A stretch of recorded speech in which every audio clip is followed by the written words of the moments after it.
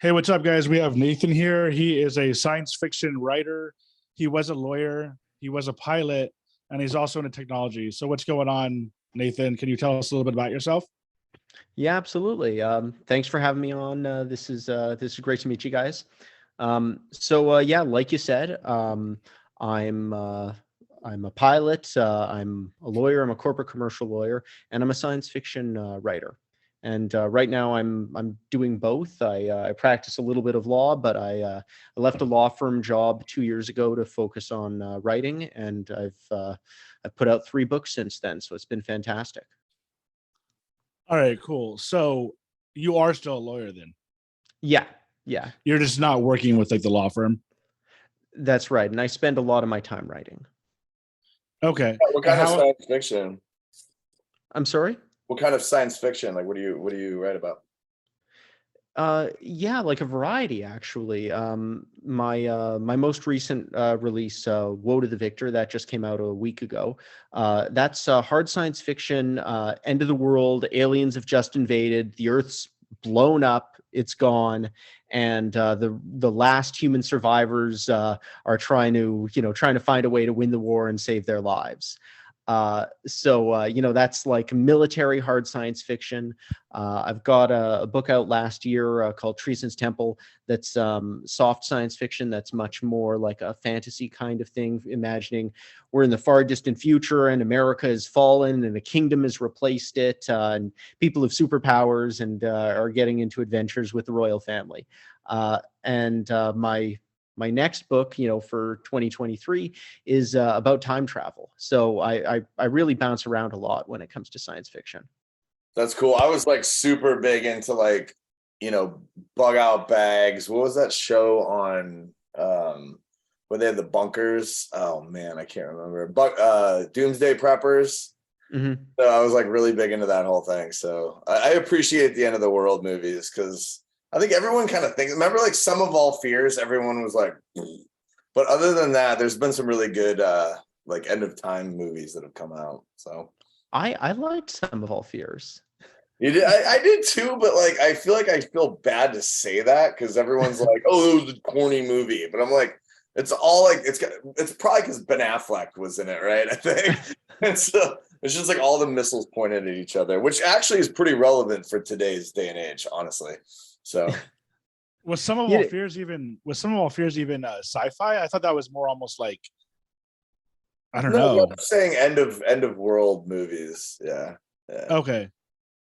Yeah, I don't know too much about some of all fears. That was Ben Affleck and like It wasn't was Morgan Freeman or Morgan Freeman, I think. Yeah, and they were like, I think Morgan Freeman was the president. I want to say, and they were no, trying to. Oh yeah, or no, Morgan Freeman was the director of the CIA, and he Oh, gets killed like trying to warn the president about, yeah, it was about the Russia. nuclear bomb. It was Yeah. Russia. Yeah, yeah. No, it was neo-Nazis. It was Neil. The The Red neo-Nazis Dawn. trying to frame Russia. I'm mixing Red Dawn with yeah, some of all fears. Yeah, Red Dawn was the parachuting out. I'm like that's gonna happen. You're gonna get that close to the United States with a bunch of planes and let people drop out in parachutes. I'm like, come on. Well, I mean, I really think that has probably influenced people a lot because I think that a lot of people who think, okay, well, if I have some guns at home, I'll be able to do something about a foreign power invading. I think they're probably thinking something that looks a lot like Red Dawn.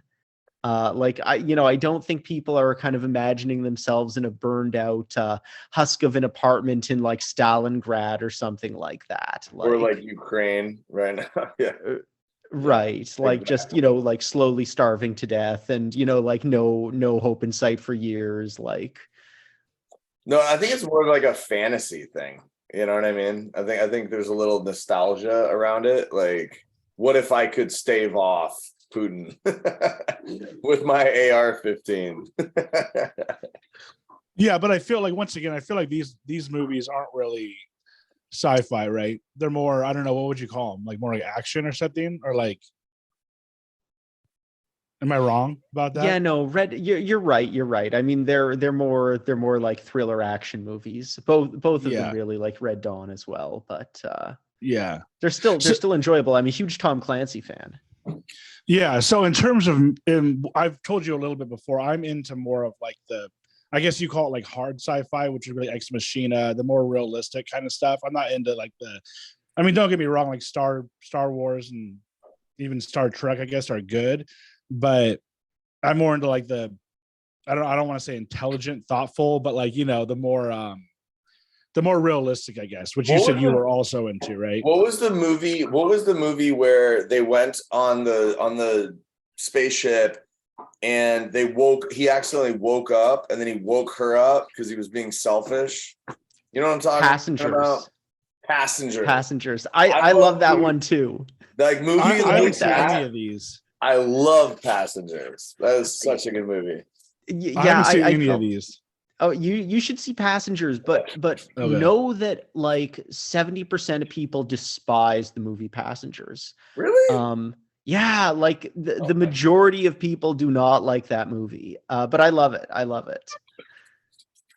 I think that people can't get like I don't know. I don't want to give any spoilers if you haven't seen the movie yet. But it's probably fine. Who's in that one? So I at least get a frame of reference for what it is. Chris Pratt and Jennifer Lawrence, right? Okay. So Chris Pratt, like they're on this like 120-year voyage to another planet, and they're in suspended animation for the whole thing. And Chris Pratt's cryopod like screws up like 30 years in, and he wakes up. These are no spoilers. This happens like right at the beginning of the movie. So yeah. Right. And so he realizes like he's alone. There's no way to turn the ship around. There's no way to get back to sleep. There's no way to get a message, like the message to Earth, like it's going to take 30 years to get there and 30 years for them to respond, just for them to say there's nothing we can do. So like he's dead, right? And he's all alone on this giant cruise ship thing. And he becomes like infatuated with the personal logs of Jennifer Lawrence. And he's struggling, like, am I going to wake her up so I've got a companion? Or am I just going to die alone here? That's interesting. Another one that I just thought of that I'm into is like Moon. For some reason, I thought of Moon when you were just explaining that one. Did you like Moon? Did you see Moon? Moon's a fantastic movie. Movie. So what are some of the movies that you're into that are, influences your writing? Or books or movies? Influences. Okay, so I am a Tom Clancy fan. And the funny thing about writers is there are very few writers who've like got it all and who are like the whole package. And Tom Clancy, like he writes amazing action. Like I love his action scenes. I'm hugely influenced by his style of action, but he can't write a character to save his life. And if you pick up a Tom Clancy book looking for like great characters, like look elsewhere.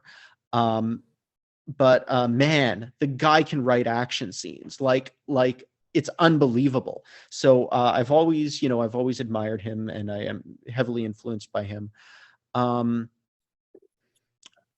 But then it's kind of random stuff, like just almost like weird engineering facts influence me more than anything else. Like like you'll learn about some new material and you'll be like, oh, that's really interesting.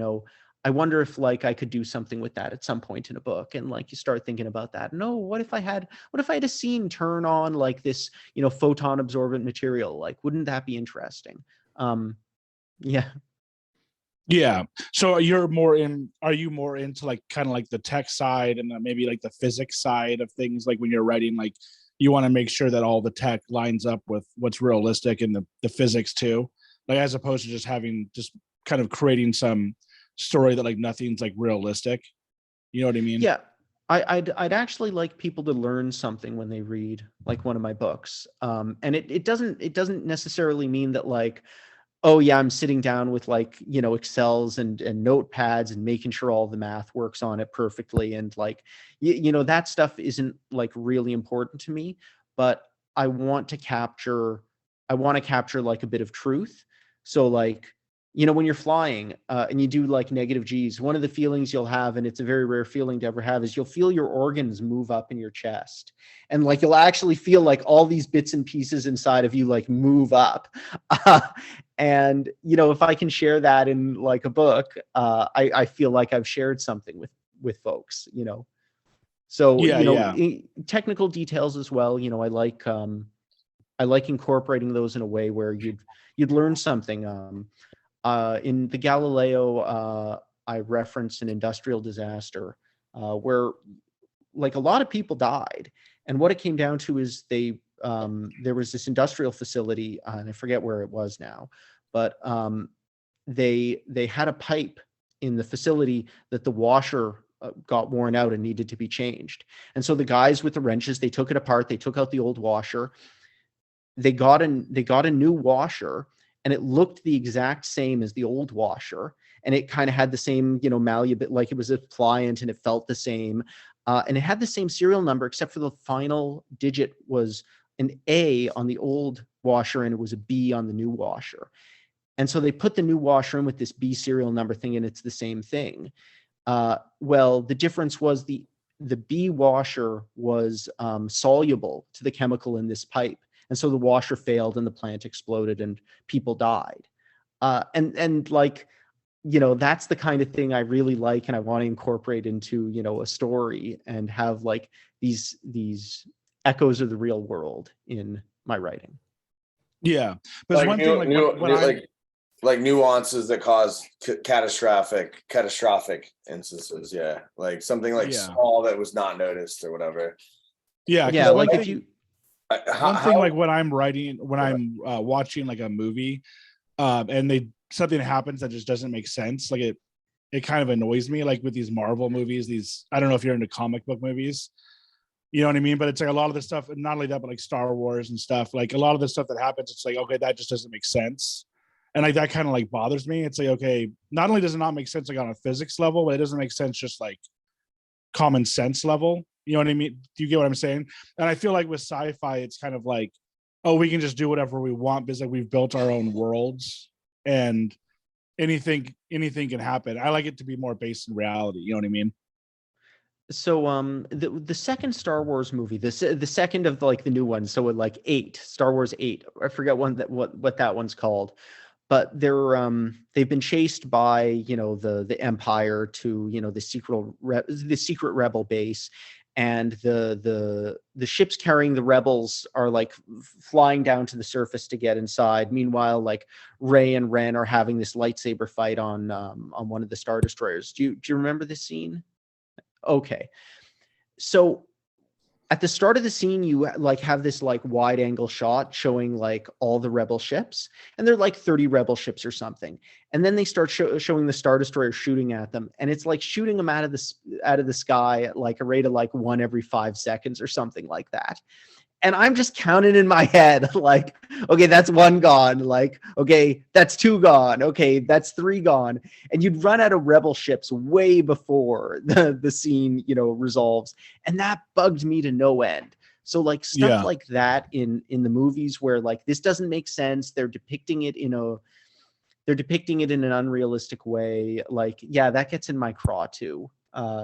I wish I could kind of turn off a little more and just enjoy it, because they don't mean it that way. Like they mean for you to just emote with it, not start counting how many ships and how many laser blasts per second. So I gotta say on that note, being a pilot, Top Gun just came out. I was Top Gun again for Halloween this year. Of course, that's always.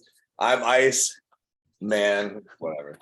Anyways, my point is Jordan, you're Goose. You're not Ice Man. Well, I'm Goose sometimes. Sometimes I'm if I'm being a dick, I'm Iceman. If I'm being like the sweet Jordan, you know that I'm Goose. But anyway, my point is they did, or Tom Cruise put everybody through a boot camp. He put them through underwater, you know, like basically what the Naval Academy is trained on. Just to get in that movie. So when you watch, I mean, there's, if you go on Google or YouTube, you can find instances of pilots, both Air Force and Navy, watching that and saying we would do this, we would not do this, but this is actually really accurate? Like, what do you think about watching the movie? I'm assuming you saw it. Yeah. Yeah. Too. And did you see Top Gun 1? Because Yeah. okay, Yeah. I would think, like, in my opinion, they kind of rivaled each other, and that's not very common for a sequel, you know, to be that close in terms of production. But I know he put everything on the line. I know that it was like he was involved in every step of the way to make sure it was his. I think the only few scenes that were CGI was the Death Star, where he goes Mach 10, right? And like The Death Star. And then he makes a turn like this. I'm like, dude, you're going at 10 Gs or 10 times the speed of sound. You're going at Mach 10 and you're making a turn like that. I'm like, your body's melting into the seat at that point. Like, I don't know that, but what I understand is that was the only scene or two. There's maybe a couple that were CGI, but like, what was your take on watching the movie? When you said the Death Star, I'm thinking Star Wars. Is the Death Star in Top Gun too? Isn't the Death Star the new bomber we have where we can go in and out of the atmosphere? And then you might be right. I think the word star is in there somehow. I don't think it's the Dark Star or something, but I think it is Dark Star, not Death Star. Sorry, whatever. I'm not perfect. It's an amazing movie. Like it's a crazy good movie. I like the second one more than the first one. So my wife, she's from Hong Kong originally, and one of the funny things about that is she doesn't have a lot of the cultural reference points that I take for granted. So, you know, when the new Top Gun came out, I asked her, like, have you ever seen Top Gun? And she said, no, of course I haven't seen Top Gun. I go, oh, okay, you've got to see Top Gun. This is a classic 1980s action movie. This is, you know, so we turn on Top Gun and we start watching it. And do you remember, like, he's picking up the instructor? He doesn't know she's an instructor, but he's picking her up in a bar. Yeah. And yeah, so rewatch that scene. That scene is garbage. Like, so really? he goes up to a girl at the bar. Your eyes Sure. Yeah. So you go up to a girl at the bar, right? You do that whole thing. She says no. She blows you off, right? Oh, I'm toast, right? Then she goes to the bathroom, and you proceed to follow her to the bathroom, go into. That's a very good point, actually. Oh, we might have lost him. Damn. I know where he was going to go with that. He was going to be like, you don't follow a girl into the bathroom, because in the video, it shows him kind of like push her into the bathroom. And and so he's like, I don't know. It's yeah, hopefully he'll there he is. He's back. Yeah. Sorry. I was saying, I agree with you. Pushing a girl into the bathroom when she's by herself is probably especially in Los Angeles, that'll get you arrested. Right. That's you go to jail. That's Jordan's signature move. He just pushes the girl into the bathroom. I'm just kidding. That's Jordan's way of basically telling her he's ready to go. You know, he's ready to make babies. So my wife pointed out that none of, like, the Tom Cruise moves in the original Top Gun movie have any chance whatsoever of working. And you know, watching it again, it's like, yeah, no, it actually doesn't. Like, but the second movie was amazing. Like, yeah. I think it's kind of like a Terminator 1, Terminator 2 kind of situation, or Aliens. The second movie was fantastic. You know, whatever quibbles you have on, like, the technical side, man, turn off your brain and enjoy a goddamn movie. Like, it's an amazing movie.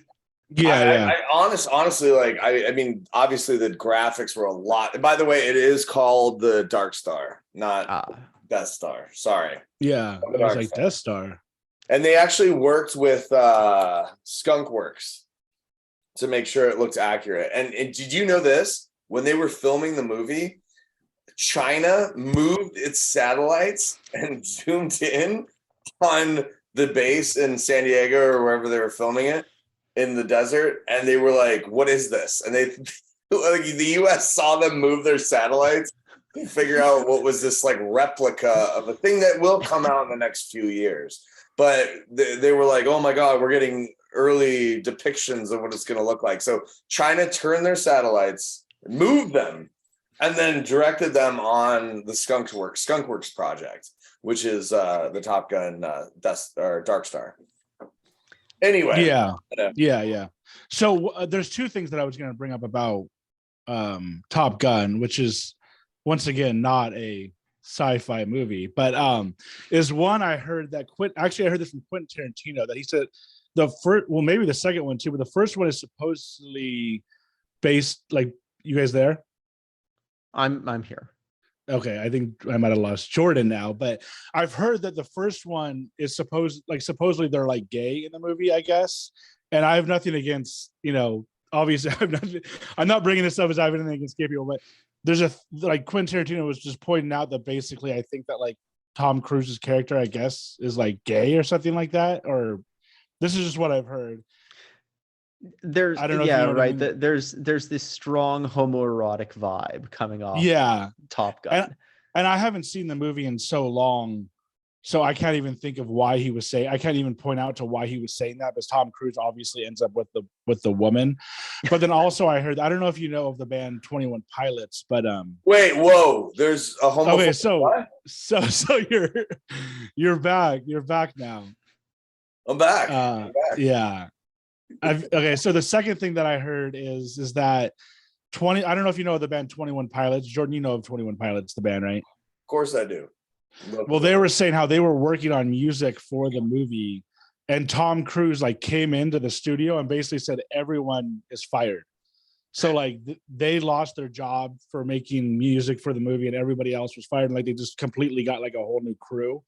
I don't know if it was only for the music or other people too, but so I think Tom Cruise can be kind of like I've heard he's kind of like a dick, and but I guess he makes. I did like the Lady Gaga song in that movie. The new one. By the way, I'm fully naked underneath this jumpsuit. Okay. In keeping with the theme. Yeah. We actually want to turn this into an OnlyFans podcast, Nathan. So, this was my Halloween costume. This was too easy. It was like, yeah. Anyway. So and back to sci-fi. So like in terms of you mentioned the second one being better than the first one. Can you think of any other movies that are like that? I can think of like you said, Terminator 2 is probably one of the only other movies I can think of that's better than the second one's better than the first. Can you think of any more movies that are the second one's better than the first? Personally, I like Aliens more than Alien. Okay. And who did which one? I know David Fincher was in there. I know James Cameron was in there, and then another guy too. I think James Cameron did the second one. I'm not sure though. Did David Fincher do the first one? Do you know? I don't know. Okay, sorry. So yeah, back to sci-fi. Yeah. So how are your books doing compared to the law job? Like, and like, do you feel like you're able to transition from being a lawyer to a writer easily, or is that a pretty hard transition too? That's a remarkably hard transition. I would imagine if I think that probably one author in 1,000 can sell as many books, can make as much in royalties from their daily takings on books as you can make in an hour as a lawyer. So like it's wild. The economics of being a writer are totally wild. If you don't have something that's like New York Times bestseller, and then if you do, you're all set. Like you're gonna, you won't make $1 billion as a lawyer, but you can make $1 billion as a writer. So yeah, strange world sometimes. Is that true? You can make like hundreds of millions. J.K. Rowling's has made $1 billion. Wow. Is she literally like a billionaire? Would you say she donated so much that she fell out of that category. That's a good problem to have. Hey, sorry, I'm not a billionaire. I donated half of it. So yeah. Right. And what are your thoughts on her books, the Harry Potter books? Do you like them or? Okay. So in addition to all the things I'm a nerd about, I'm also a story nerd. the first Harry Potter book is completely brilliant, and it has one of the most interesting first acts that you'll ever come across in storytelling. Um, so if you read it, and you ask yourself, why do I care about Harry Potter? There's no reason whatsoever to care about this kid. Like, in the first third of the book, she does not give you a single reason to care about Harry Potter. Like, he's portrayed as like a little whiny. He does very little. He has a little bit of a conversation with the snake, but it's not as though he like deliberately makes the glass vanish and Dudley get attacked by the snake. He doesn't tell the snake to attack Dudley. It's, if you go looking for reasons why the audience would like this kid, you'll find like nothing. What you will find, though, is reasons to dislike his uncle and his stepbrother. You hate those guys. You hate them so much. And when you pick up this Harry Potter book, you want a story about a kid going to magic school. And these characters are standing in the way of you getting your story about a kid going to magic school. So the first act of the Harry Potter books is actually a 3-act story about the downfall of Harry's uncle.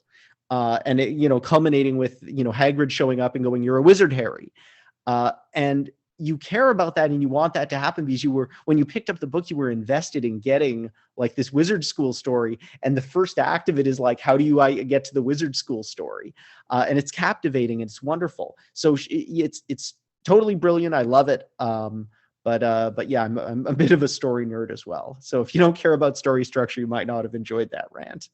No, it's all about story structure. It doesn't matter what movie you're watching. It doesn't matter if it's Will Smith saving the freaking White House from whatever, like Armageddon. Like, it doesn't matter. It's all about the story, you know? And so, yeah, of course, that's really incredibly important.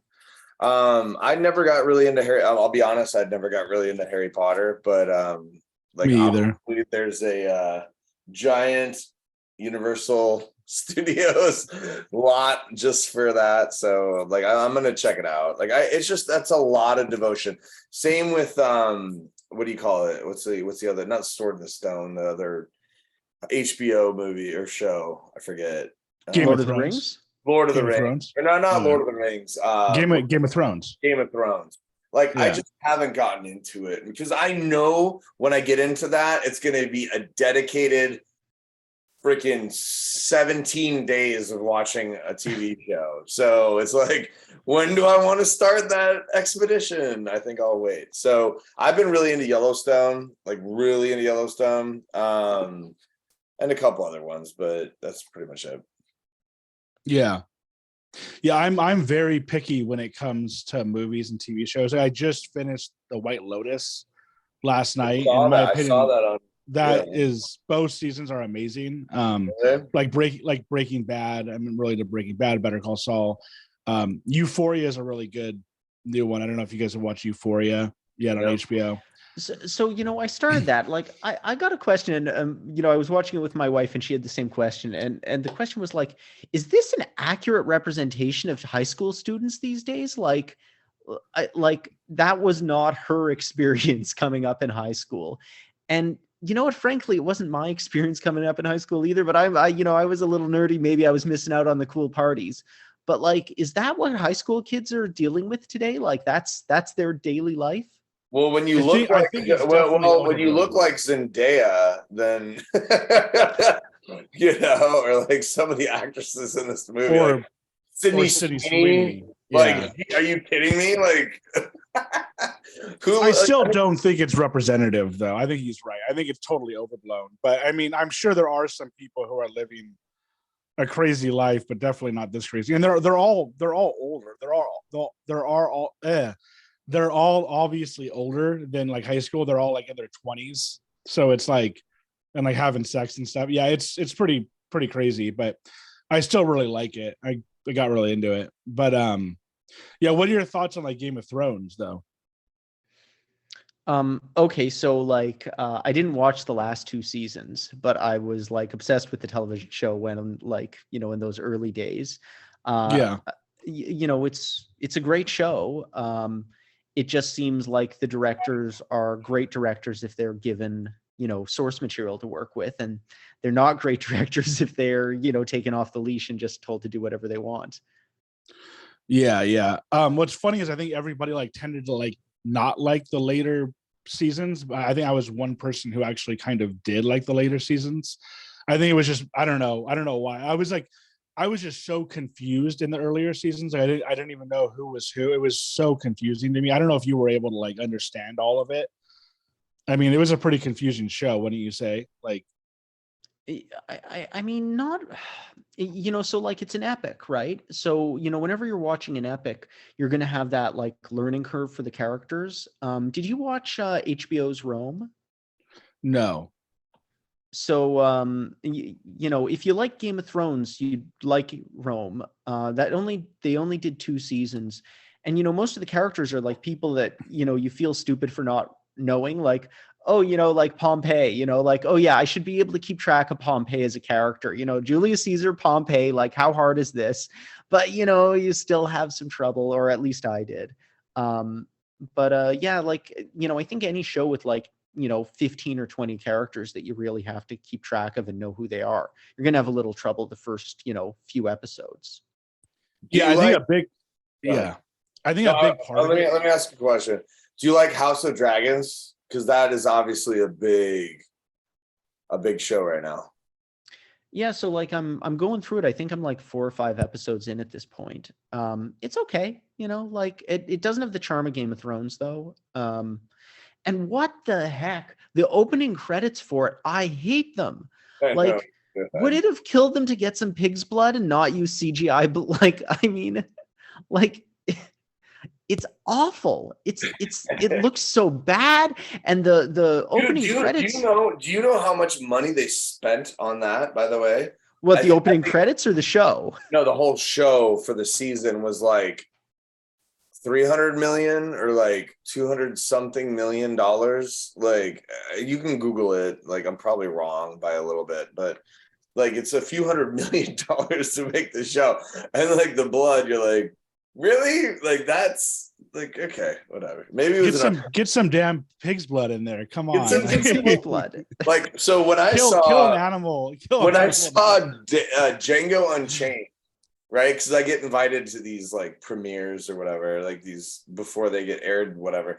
And Jordan's best friends with Quentin Tarantino. Not best friends, but I did meet a couple. Oh, wow! Yeah. And so Jordan, yes, and so I got invited to this Django Unchained. I had no idea what the fuck it was, right?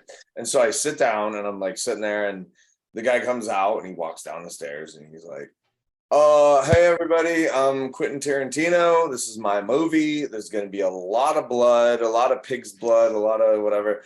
Probably the most blood I've had in any movie that I've had. It's going to be funny. It's going to be sad. It's going to be scary. It's going to be whatever. Like, I want to see your emotions. And so he gets finished talking. He's like, I hope you enjoy. Thank you so much for coming. And so we're like, holy shit. We're like sitting in a theater, like a small theater. And there's like Quentin Tarantino right there. He walks right in the row in front of me and sits down right here.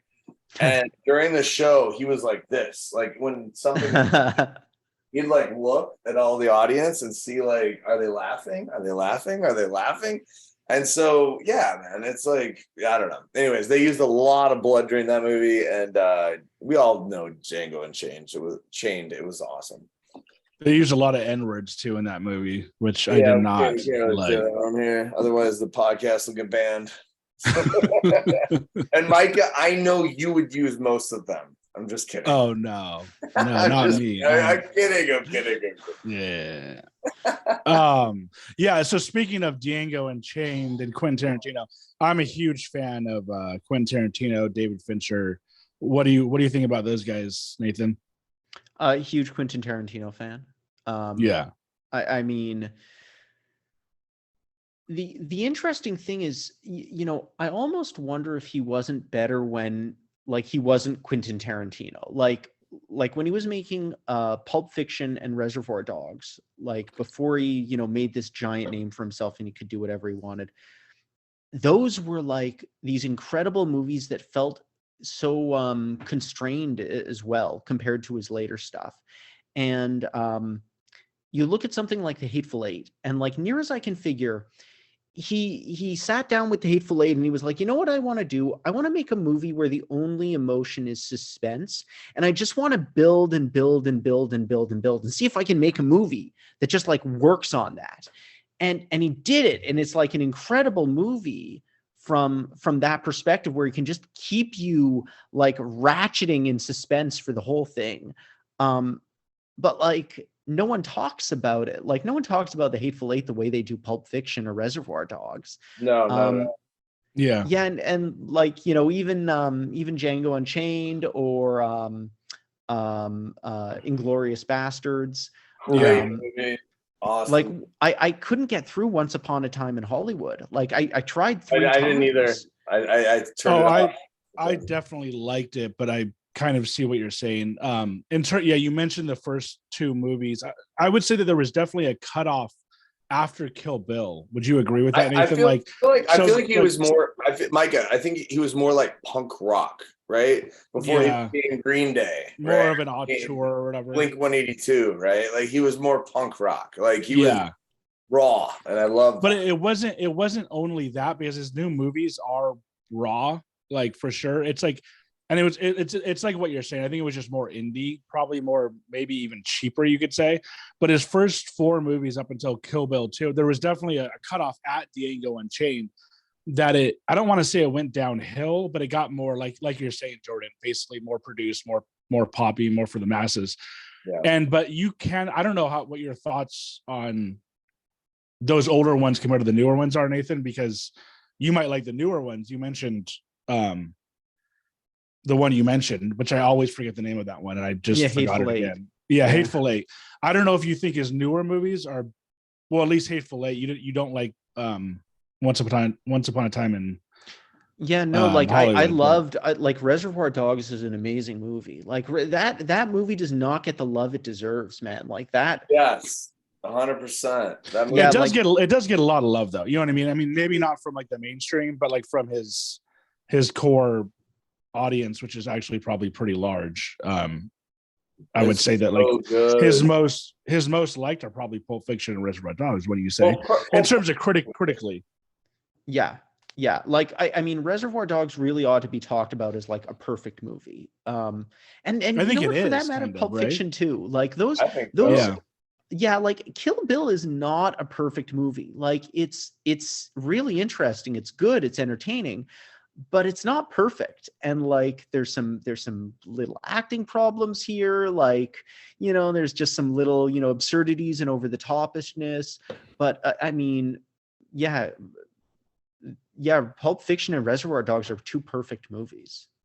Yeah, what do you think about like Jackie Brown? That was probably the one that I disliked the most. And I know a lot of people actually did like Jackie Brown, but did you like that one? I rewatched it recently. I liked it a lot more on the rewatch than I did the first time seeing it. I might suggest a rewatch for anyone who didn't like Jackie Brown. I think I did, and I think my main problem with it is kind of what you're saying about Hateful Eight, which is not so much a suspense, but like it was just very slow moving up until it was just a slow one for me. It was a slow burner, and it's definitely not bad. Like I think it's good, but it's not one of his best. It's probably like lower on the list. But what about David Fincher? What do you think about? I know he's not a writer, but do you know his work, like Mindhunter and Seven and Like Fight Seven's Club. a crazy movie. Fight Club? Yeah, Fight Club's a crazy movie too. Yeah. Oh my god, the best. I So mean, good. somehow those ones didn't worm their way into my soul the way Quentin Tarantino's stuff did. Like I think, Yeah. you know, sometimes like they're great movies. There's no denying that they're great movies. Yeah. But sometimes like something just strikes you and like it resonates with you.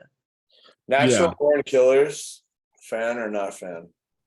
Go. Not fan for Not whatever fan, reason. really. Not fan. You think that was one of I'm his surprised.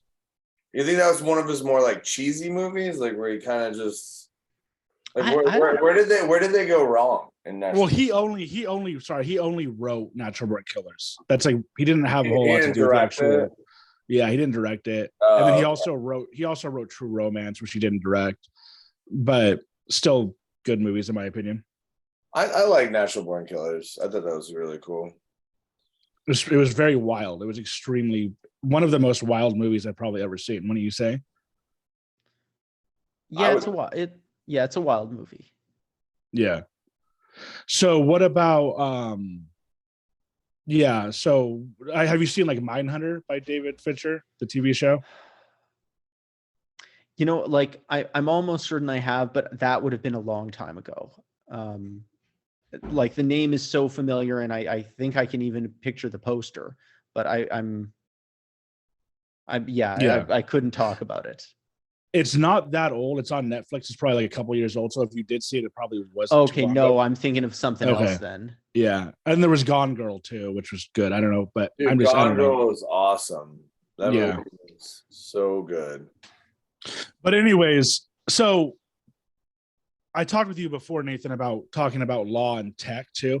I'm very interested in technology and AI and stuff like that. So let's transition a little bit more into the technology law side of things. Is that all right? Yeah, for sure. Yeah. So where do you see the future of? Like I said, I'm very into Ex Machina, so I kind of want to like somehow maybe like not only talk about law and AI, but also in movies too, if that's fine. So in terms of AI, where do you see things going with, technology and AI and all that in the future? Do you know a good amount about that? And let me Yeah. preface Kind by of saying I work for a technology company. Yeah. In Jordan's also knows a AI. decent amount. So Yeah, I work in AI, not for the Navy, but yeah, you get it. I work for Hitachi. So yeah. And specifically too, and we can also talk about aliens too, to be honest with you, because we kind of mentioned, Jordan mentioned the Top Gun, like them looking down on the whatever it was. We can talk about how the Navy and the military has seen the aliens out there. there's certain things I can't talk about. Oh, are there really? No. I'm not Okay, privy to that information. Okay. Well, what about you, Nathan? In terms of, I guess I'll specify the question more about like, you there? Yeah. I know Theo is Jordan again. Oh yeah. So yeah, in terms of AI, in terms of how we're going to handle the rise of AI, and you know what I mean, like in terms of law. Do you guys see where I'm going with that? Where the question is going? Yeah, I okay. So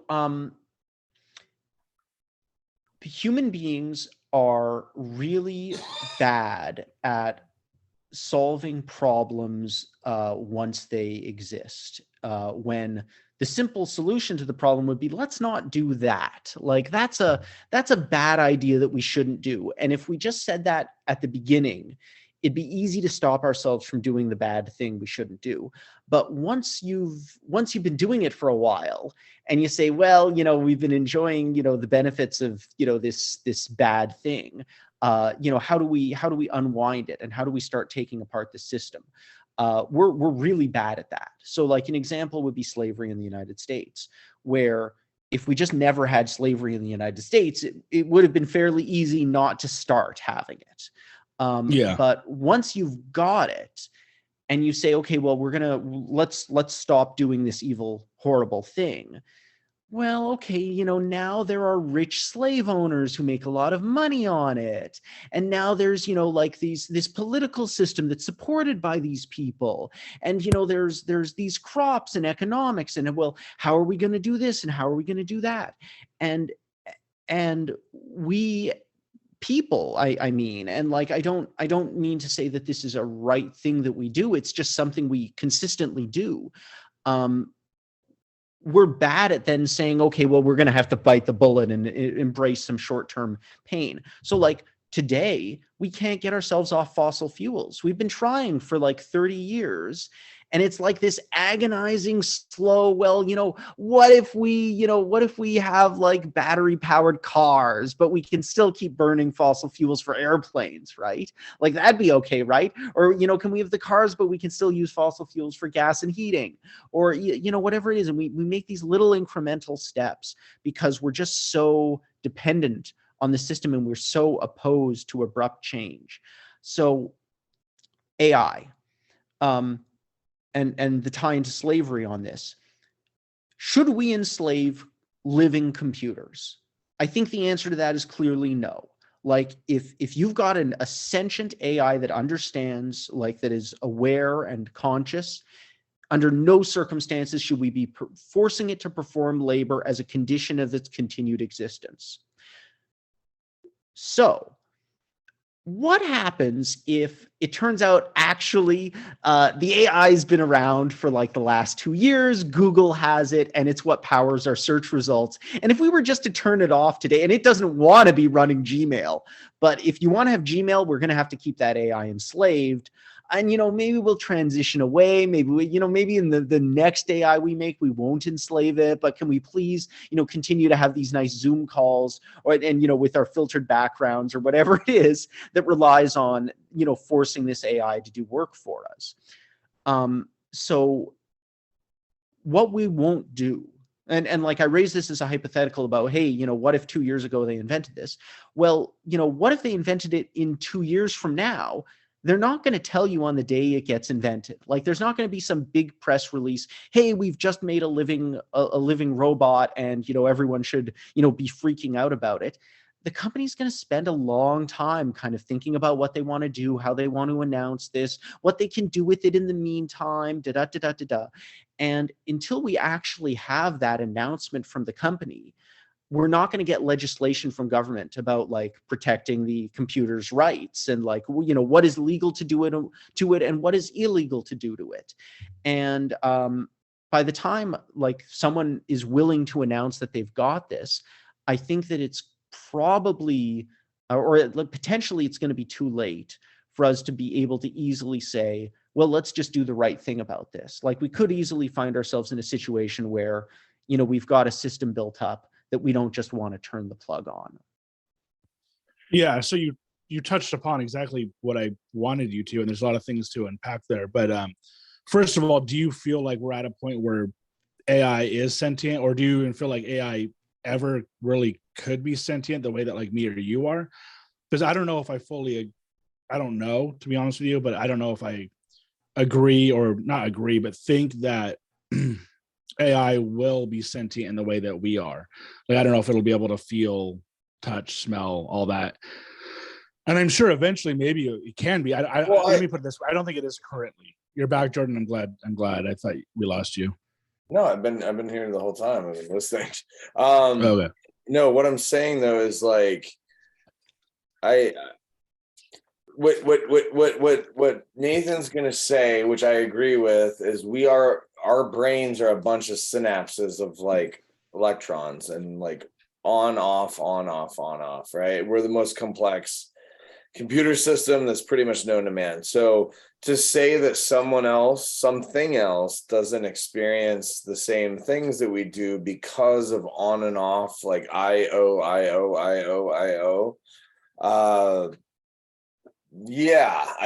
kind of understand that position. So to say that sentient, like, can they understand that? Yeah, they're going to understand way faster than it took us to understand. I'll be honest with you. Like, I'm a Christian, that I am, but I think that at a certain point, life was breathed into humans, right? To a point where it's like, all right, it's taking time. It's an art form. It's a beautiful painting. This is what I believe to be a human. Now you have life, right? So that took millions and millions and millions of years, right? So in 2 seconds, or not 2 seconds, but like a flash of the pan, a computer could possibly identify itself as a human being and be able to like feel something. Do we know what that feels like? No, because we're not like them. But is it possible? Yeah, it's freaking possible. I don't know. It's like, do the stimulants like on their body suits like shock them when they're hurt? I don't know. Like, and maybe Nathan has some insight to it. But yeah, do I believe it's possible? Yeah, I do believe it is possible at this point in age. So, Nathan, the expert. Right. Me and Jordan don't know what we're talking about, so we'll refer to you on this one. No, like I mean, if you want to make an argument that somehow the human brain is so special that you will never be able to make a computer that can do what our brains do, like, no, I disagree with that. Like, this is, we have a biological mechanical system. and it's replicatable. I mean, you've got a brain, I've got a brain. Like, I mean, we're producing them again and again and again, billions at a time. You can, it's not unreproducible. But if you said, does it matter how many, IBM ThinkPads that I network together with a cable? And, well, yeah, okay. Yeah, maybe it doesn't. Like, maybe you could join every computer in the world together right now, and it wouldn't like just wake up and it's missing, some secret sauce or something like that, or it's an order of magnitude too low in processing power to do it, or whatever it is. But, that's not going to be the case for 100 years or 1,000 years or 10,000 years. Like, we'll get there eventually. But I mean, can't we kind of, like, you see like self-driving cars, right? Like, you see, like, how does the car know? Okay, this is a big question with Elon Musk and everything, but like, how does the car know that that's a cat, right? And we should kill it instead of kill a human. If we have to make a choice of which way to go, how do we choose? Well, Old woman, young woman. Like, that's easy. Decide. We talked about this before, and the cat and human, it would be, sadly, I think it would know it's a cat and it would kill the cat. You know what I mean? I mean, like you said. But what about between two humans? I disagree. I think that I think that it will conceptualize it as obstacle A, obstacle B. Can I change lanes into lane 2 because there's an obstruction in lane 2? I can't do that. I want to remain in lane 1. Lane 1 is an obstacle. Brake as hard as the car can. I hit the obstacle. Oh, well, I did what I could. I couldn't change into lane because there was another obstacle there. And it's not going to evaluate whether that's a cat or a garbage bag or a baby or the baby of Einstein. Like, well, why not? Why? I am sure that Elon Musk or whoever, obviously it's not him who programs it, but whoever programs it can make it so it knows it's a cat and it's a human. And sadly, they can tell the difference. They can tell the difference between animals and humans, but they can't tell the difference between a young human and an older human. Well, that's the same with humans, though. That's the same with you, Jordan. If you see an old lady and a baby, or it's sad, but and you don't know. Well, hopefully you neither. But if you have to, but like if you, I mean, you're asking a question of morality. Yeah. Well, yeah, but you're asking a question of if you have to hit one or the other. Yes. Sadly, a human's going to make a decision just like a robot is. And it's like, you can program the robot to know that it's an old lady or a baby and it chooses one or the other, or maybe you may even make it so it's like 50, I don't know. You know what I mean? But Nathan would know more. I think the beautiful part is it's off my hands. It's just like the computer made the decision. And that's weird. And then not only that, the main justification, and Nathan can go more into the self-driving car thing, which I'm curious about. But what I've heard is it mainly comes down to statistics. And even though people won't really trust cars as much as humans, like if you got into an accident, I could be like, okay, I'm suing you. You made a mistake.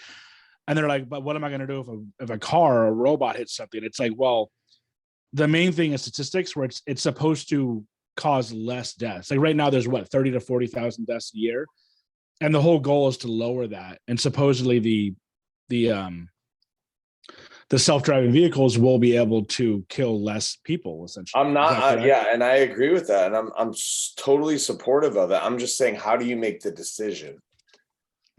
That's the big question mark. Well, that's the same thing. How do you decide between this or this? Right. That's the same thing with a human. Like I said, just like you have to make a decision, and you'd have to, unfortunately, I guess, pick one, or last minute you just swerve. But yeah. So Nathan, what do you think about that? The self-driving cars and the future of that? Yeah. So, do you know what percentage of hospital admissions are based on motor vehicle accidents? No. So it's about 25%.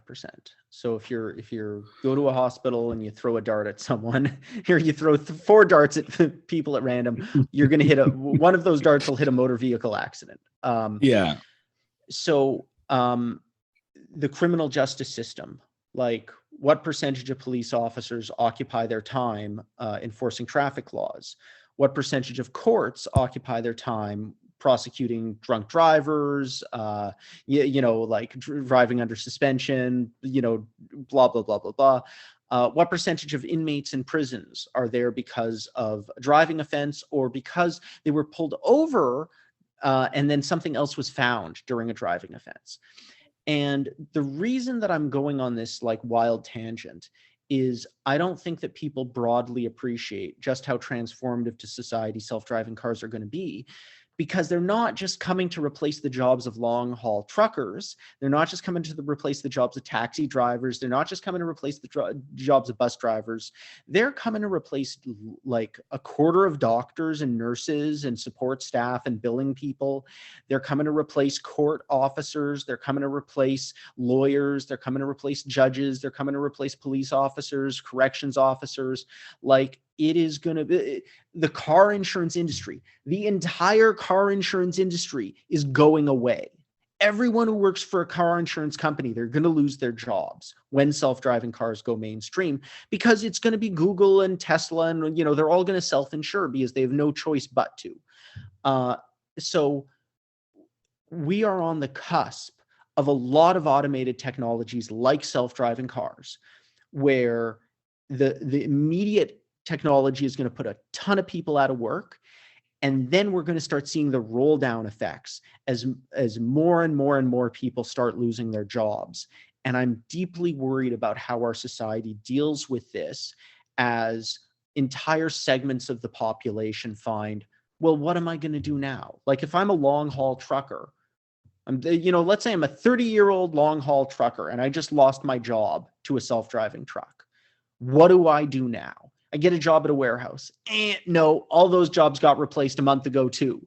Okay, how about a manufacturing facility? Nope, robots came for that too. Okay, well, I'll work reception at, nope, they replaced that with Google Assistant. Like, I'm deeply, deeply concerned.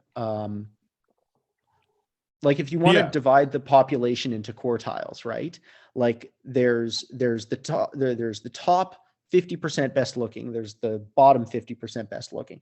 The top 50% best looking will always manage to find jobs, like being pretty, right? Like, your receptionist. So crazy. Like Micah. What?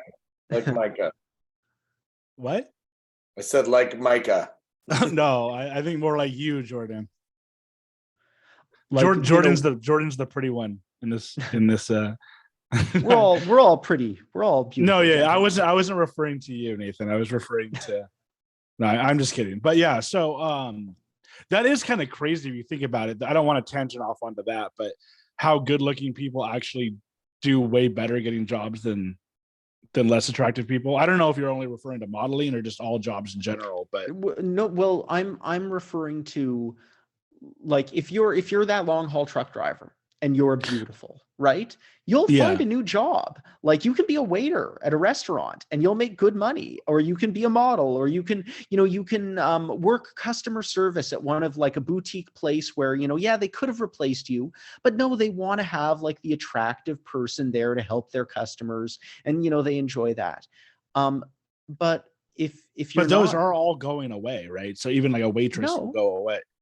No, they'll always be, if you're for beautiful waitresses, men and women, waiters and waitresses, beautiful waiters and waitresses will always have a job as beautiful waiters and waitresses, because you'd rather have a beautiful person walk up to the table with your food and chat with you a little bit and, recommend something than you would, please enter your, there'll always be jobs for that. It will be high end, but there'll always be jobs. It still does come down to money, and if they can employ a robot, or not even employ, but just have a robot do the work as opposed to a pretty looking girl or guy, I would think they would go for a robot. But I could be wrong. Like you said, they can still have the only good looking people doing that. But I see your point. Basically, I would prefer Micah over a good looking robot. Yeah. Because I just have such a good way with words, and no, it's a weird time that we're in. Like, honestly, like, because we're looking at the recession possibly happening very soon, and we're banking that up against a financial institution that we've backed for years, and we're talking about inflation and all this stuff, and like, I don't know, it seems very dreary to me. Seems very dreary to me. But I disagree, but No, keep going. okay, well, I'm hopeful, and I think time will tell. But like, I don't think we're going. I honestly, my gut feeling is that we're not going into a recession. I think we're going into like a temperate time, whatever.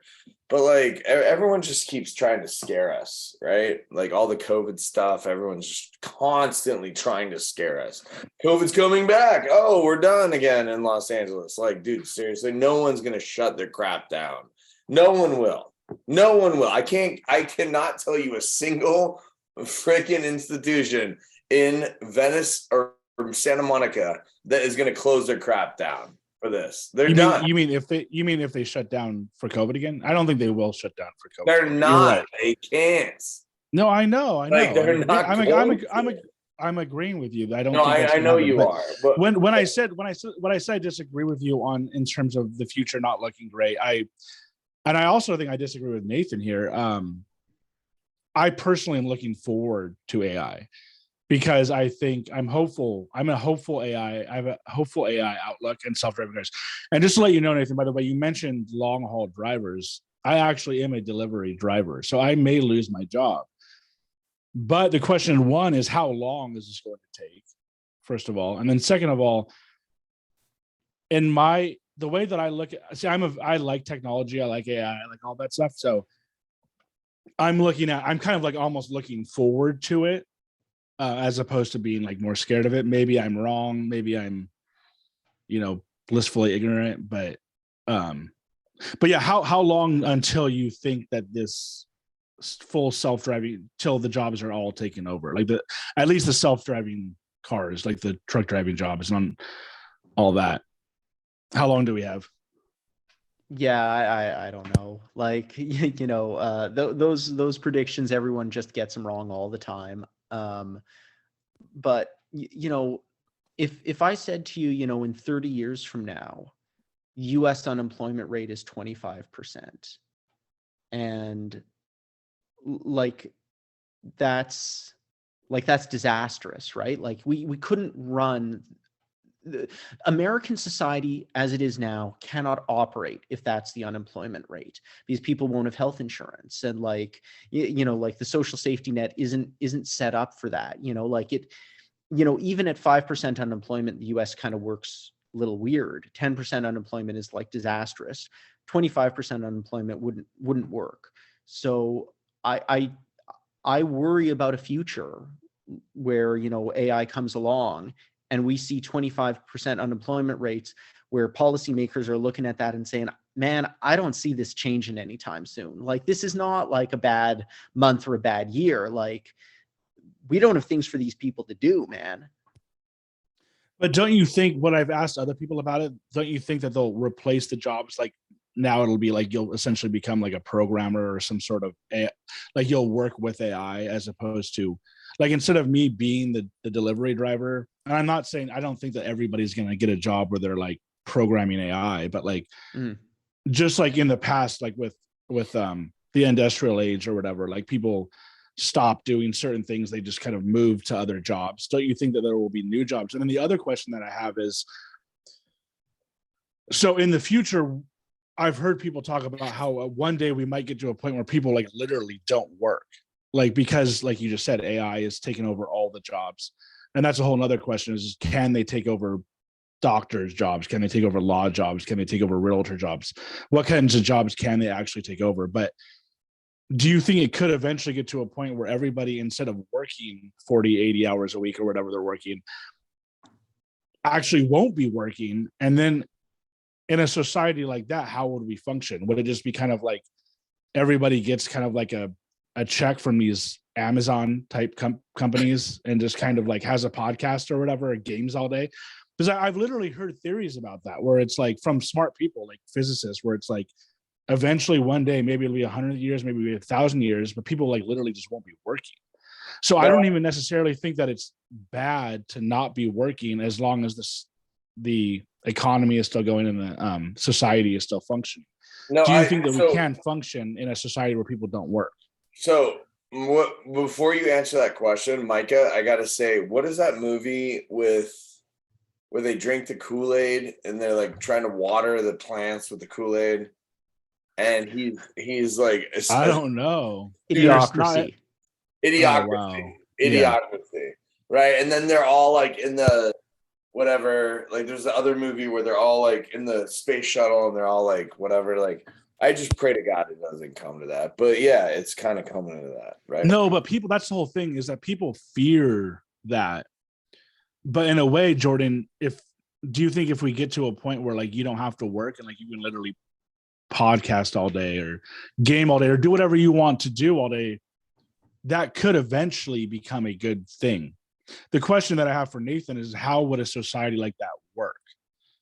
I know it sounds sure. Weird, but it's like that is how would that improve or stretch society? How would that like make something better? Okay, think about it. If robots are doing all the jobs, then what would happen most likely, and like once again, I'm asking Nathan this, but is essentially these big companies like Amazon, Google, whoever is controlling this would essentially just give money to because nobody's working. So exactly, how would it look? So yeah. So there are. Oh, okay. It's going to look bad. But it could be good, universal basic income is like the solution to this problem. And the people you're talking about who say like, well, in the future people won't work, they're like agreeing with me basically on this 25% unemployment rate thing, and just seeing it kind of go up and up and up. I'm like pessimistic about it, and I'm presenting this as a major social problem because, you know, the US system as it's set up now does not survive at 25% unemployment structurally going forward. So, you know, you need like massive change. And right now, the only policy arrow in people's quiver is universal basic income, which, you know, is like, instead of Amazon sending you a check, you know, the government taxes Amazon and then sends you the check. Same thing, right? But like Andrew Yang proposed this. Yeah, that's right. Now, the problem with these proposals is that no one has ever done a UBI experiment. And you're going to like go, well, wait a minute, you know, I've heard about a couple of them. Here's what those couple of things have done. They've given people money for a couple of years and then seen what they did with it. And why that's not UBI is because these people knew that they'd have to get a job after the couple of years were up. And often the money they gave them wasn't really enough to live on. So they had to have a job anyways, or they had to, you know, kind of supplement their income. But they knew they were still in the system that we're in, and that, you know, you know, this is free money, but, you know, it's fantastic. Who doesn't want free money? But, you know, those times come to an end. The question is, what does a 16-year-old boy do when he goes, you know what, I don't like school, man, and I'm going to start getting my checks from the government, and I'm going to get them for the rest of my life, and I could just sit around and eat pizza all day and play video games. Like, I don't need to study this shit. Like, you know, why am I making an effort? Why am I trying to learn? And by the time you might realize at 30 or 35, you know, oh man, I kind of wish I paid attention in school. I could be doing something with my life. Well, it's kind of too late at that point. Not necessarily, but because there's Google, you know what I mean? This is the internet that's eventually supposedly going to like just literally give you knowledge into your brain, and that's probably like what, 10 to 25 years away, right? You know what I mean? We can be hopeful about like other things like that, but if you look at there is actually one UBI experiment in the world, and it's Saudi Arabia. Universal basic income. Okay. So Saudi Arabia, they have UBI. Everyone, if you're a Saudi citizen, you get a check from the government, and it's enough to live on. And what is the result of that program? Religious fanaticism. Like not you not have, necessarily, not necessarily. I mean, I think well, that in they're, that country it is, but I like think they're, because I think they're founded in religious. yes, Yeah. but the concept that if you just give people money, no strings attached, and you say do whatever you want, they'll find something that isn't necessarily socially productive that they'll throw themselves into, and it will become extraordinarily important to them, right? Like, I mean, as much as you say that, you know, Saudi Arabia is founded on Islam, America is very strong Christian religious roots as well. And you could say, okay, you know, hey, we'll have states that will, you know, turn that up to 11 in the future. And like, that'll be people, the most important thing in their life. You know, they won't have a job, they'll have their religion, and they'll put themselves into that 1,000%. I don't know, man. Like, I don't think that's going to be a good thing for society. Or at least I'm worried about it.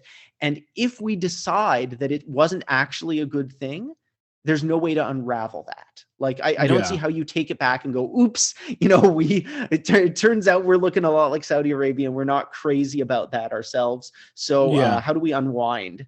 Can we get a redo on that?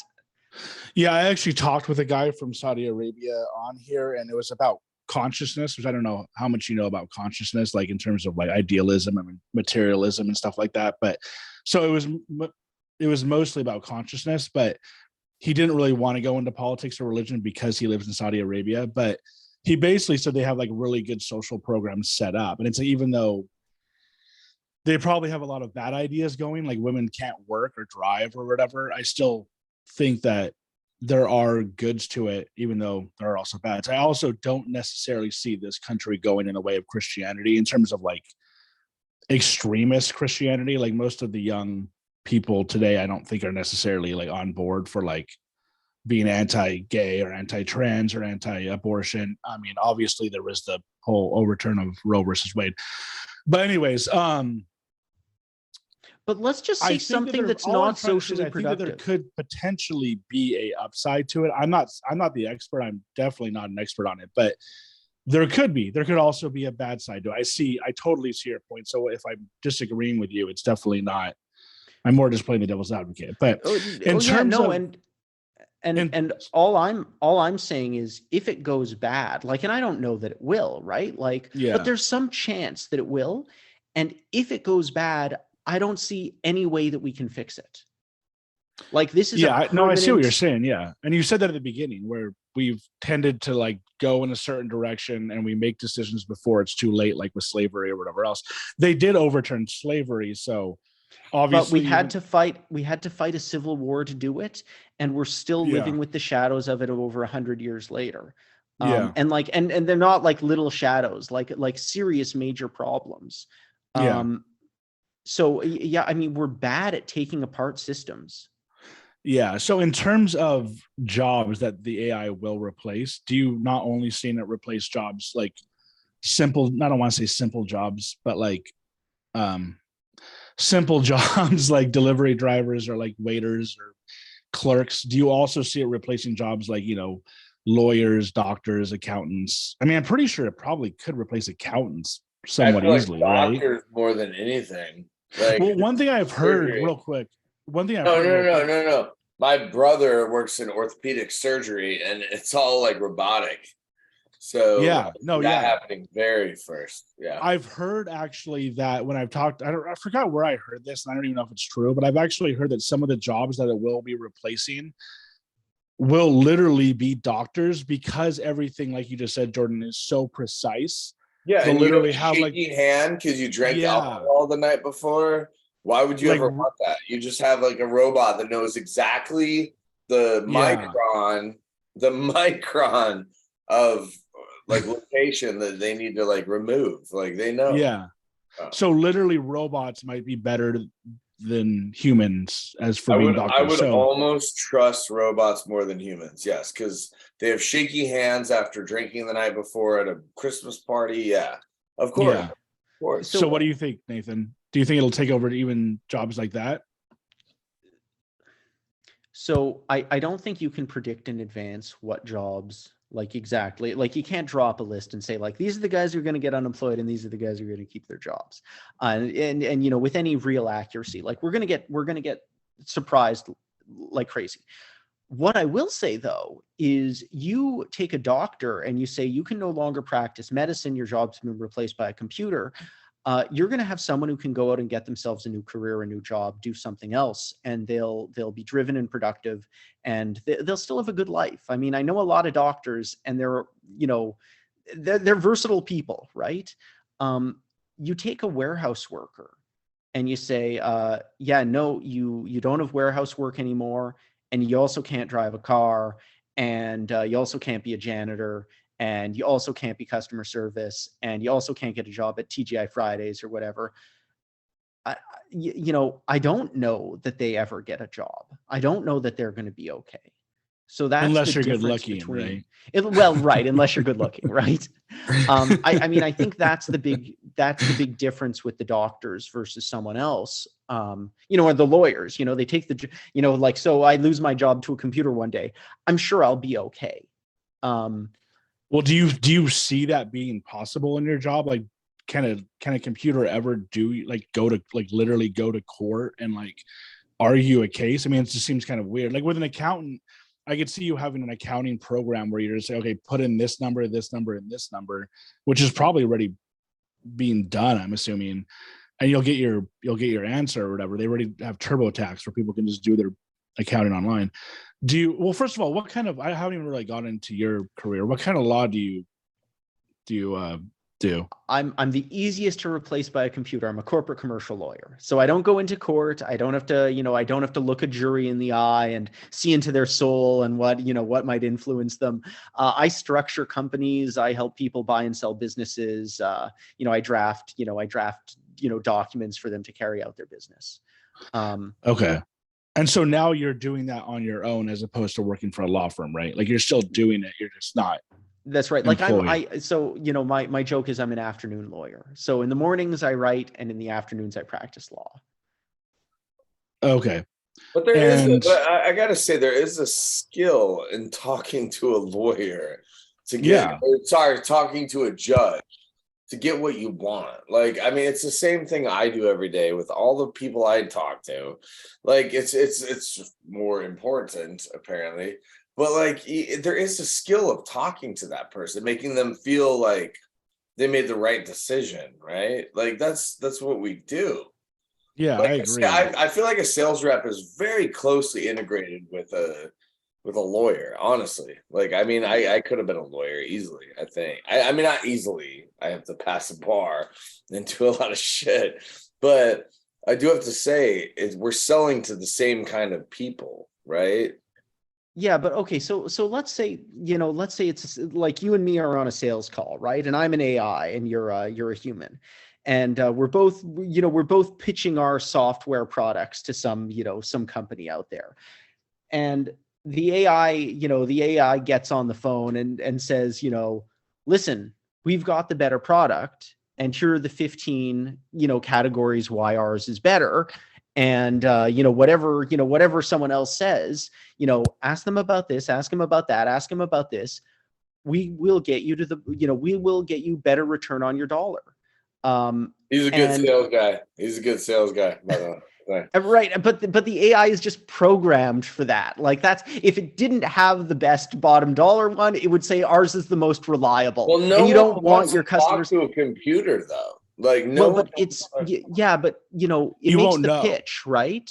Like, what do you mean? I don't know. I know in 10 seconds or 4 seconds when someone calls me, they're like, "Hey, Jordan," and I'm like, No. But Nathan's point, I think, is that the computer will be so good at this point, however long this is, that you won't even know you're talking to a computer, right, Nathan? I mean, maybe it'll have to say it. Even if you knew you were talking to the computer, know, right? But if it's not an alive computer, but it's not stupid, right? Like, right now we're dealing with computer systems that are really stupid in talking to people. If it can answer your questions, and more than that, it can't lie. Like, let's say this is the sales bot's pitch, right? It cannot tell a lie, and it's telling you it will save you money, and you can actually take that to the bank. And if it's not true, you can sue the company for, your lost expected profits.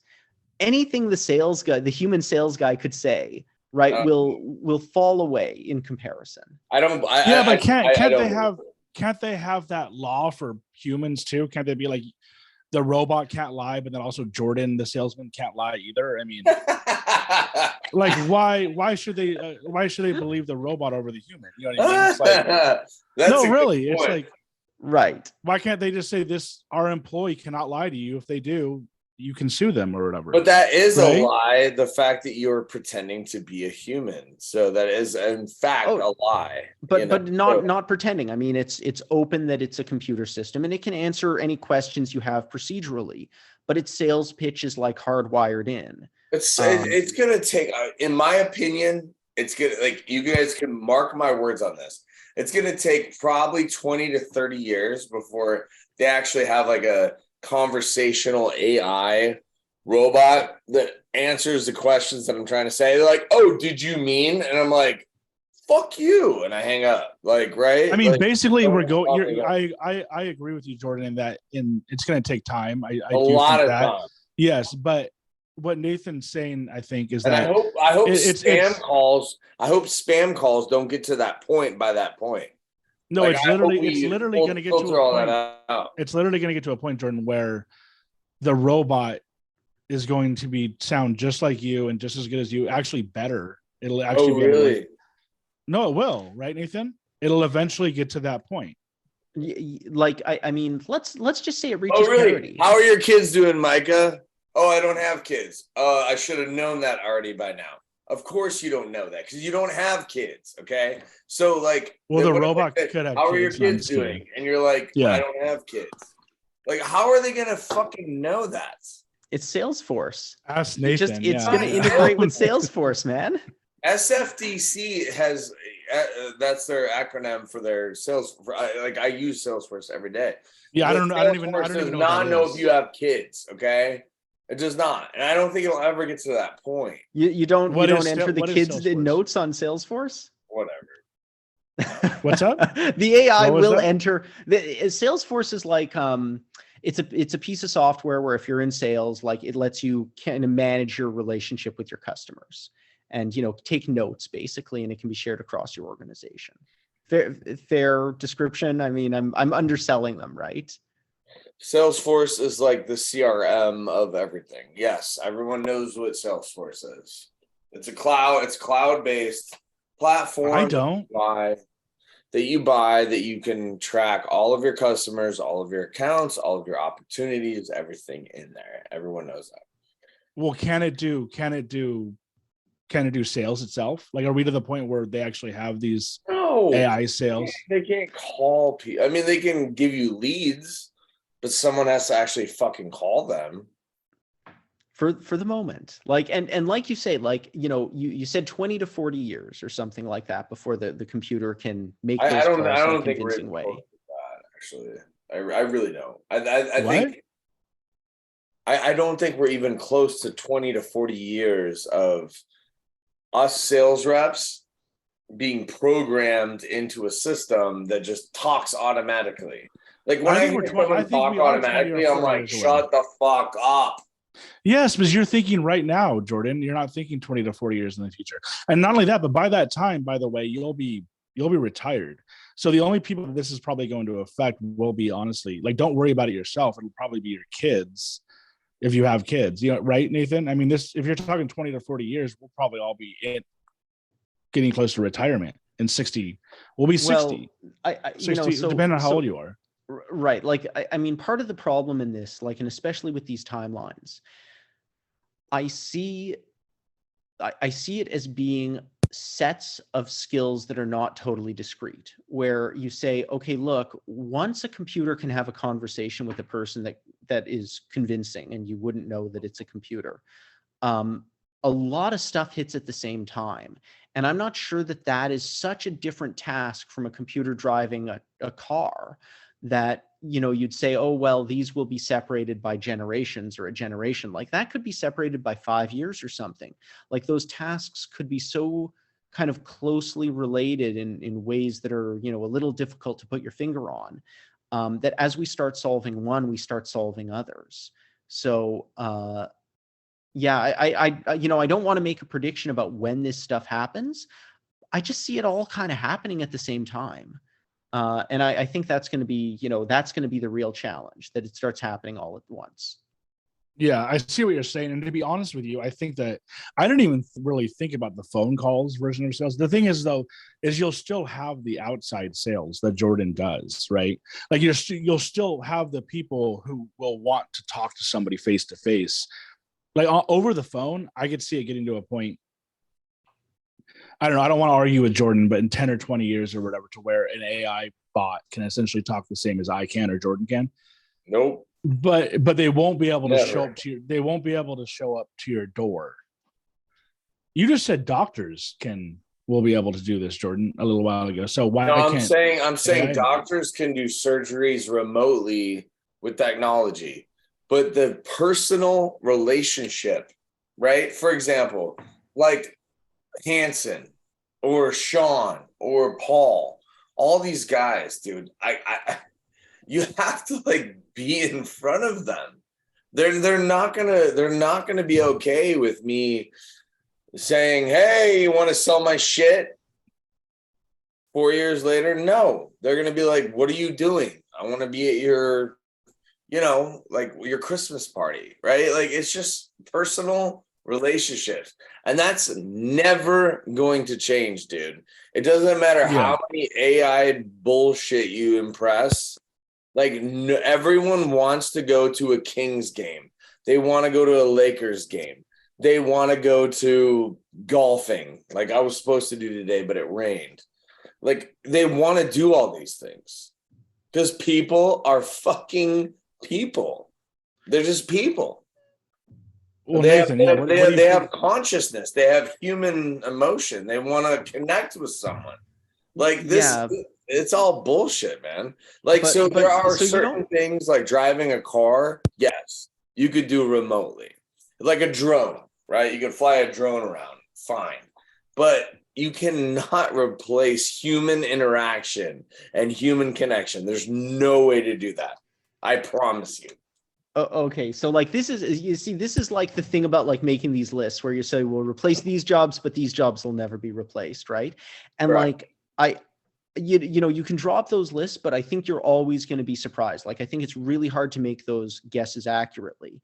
And as one example, I think a huge amount of effort and research and resources are going into the question of how do we make people fall in love with the computer, where like you're going to have a romantic digital relationship with an AI system where it's going to, you know, ask you how your day was and tell you it loves you and, you know, I tell Alexa to fuck off every like 30 seconds because she keeps listening to me. And I'm like, shut up. I told you what to do. Shut up. So, yeah, I mean, maybe, maybe I'm being an asshole. It's already getting to the point where you're literally treating her like a human. Like you're like, shut the fuck up. Yeah, no, I literally like you're talking to her. She listens. If you say something with the word ALEX, whatever, I'll be like, dude, shut up. Like it's a robot. It's not a human being, guys. Come on. But it's a very dumb robot. It's a very dumb robot right now. Like, and no one's saying that it's convincing and like it's not attempting to fool you at this point. But it will reach that point sooner or later. No, it won't. Jordan, come on. We'll I mean, you think so you think it's gonna be able to replace like, you know, doctors and lawyers and accountants and everything, and it won't be able. I don't think Alexa will. No, I don't think Alexa will. But I think that there are computer programs that can replace doctors. Yes, absolutely. Yes, but it's going to get to the point. It's going to get to a point, Jordan, where, and the thing is, I kind of agree with you on face to face, like you literally showing up to a Kings game with the person. I agree with you, but it's going to get to a point where these AI salesmen or whatever are literally going to be able to call people like around the clock, right, Nathan? Like they're literally like they're not going to stop. Like you can only harass you, and that's exactly what's happening. I get messages all the time to my phone, and it says, "Oh, hey, it's Lucy. Oh, sorry, maybe I have the wrong number." is this Rebecca? And I just say, yeah, it's Rebecca. I play along with their games, dude. It's like a fucking hack system constantly. And I say, oh, you think this is gonna work? You really think smishing or smooshing or whatever the fuck it is, like SMS texting, whatever thing, you think that's gonna work? You really think? Like, I'm in technology, you dumb fuck. So fuck off. Like, remove me from your shit because it's never gonna work. Okay? So I get smished, whatever the hell it's called. All What is that? What the hell does smish mean? See all those? Those are smish messages. I don't know what that texts is. me and says, "Hey Rebecca, it's Stacy. How are you?" And I go, "Great. How are you doing?" "Oh, I think I have the wrong phone number." "Oh, you have the wrong phone number? Oh, who are you looking for?" But dude, and then they want your crypto number and they just fucking go. This is the new scam right now. It's all text message and they're scamming you. You guys have not seen this at all? I haven't gotten I've gotten them. Yeah. Yeah. So while you're going off here, Jordan, Nathan should be able to answer this question, right? First of all, I'm assuming it's illegal, right? These types of spamming. Are they illegal? Can Jordan sue Smish or whatever it is? Not Smish. Smish means spam messages, whatever. It's like a trolling thing. They're fake. They're trying to get me to give me or they want me to give them my personal security information, right? And they pretend to be fake people. They're like, "Oh, hey Rebecca," and I'm like, "This is not Rebecca." Yeah, the first we get I said, it. We get it. All right, cool. So Nathan, what would your answer to Jordan's rant on smishing? Yeah, you guys should be really mad with your legislature.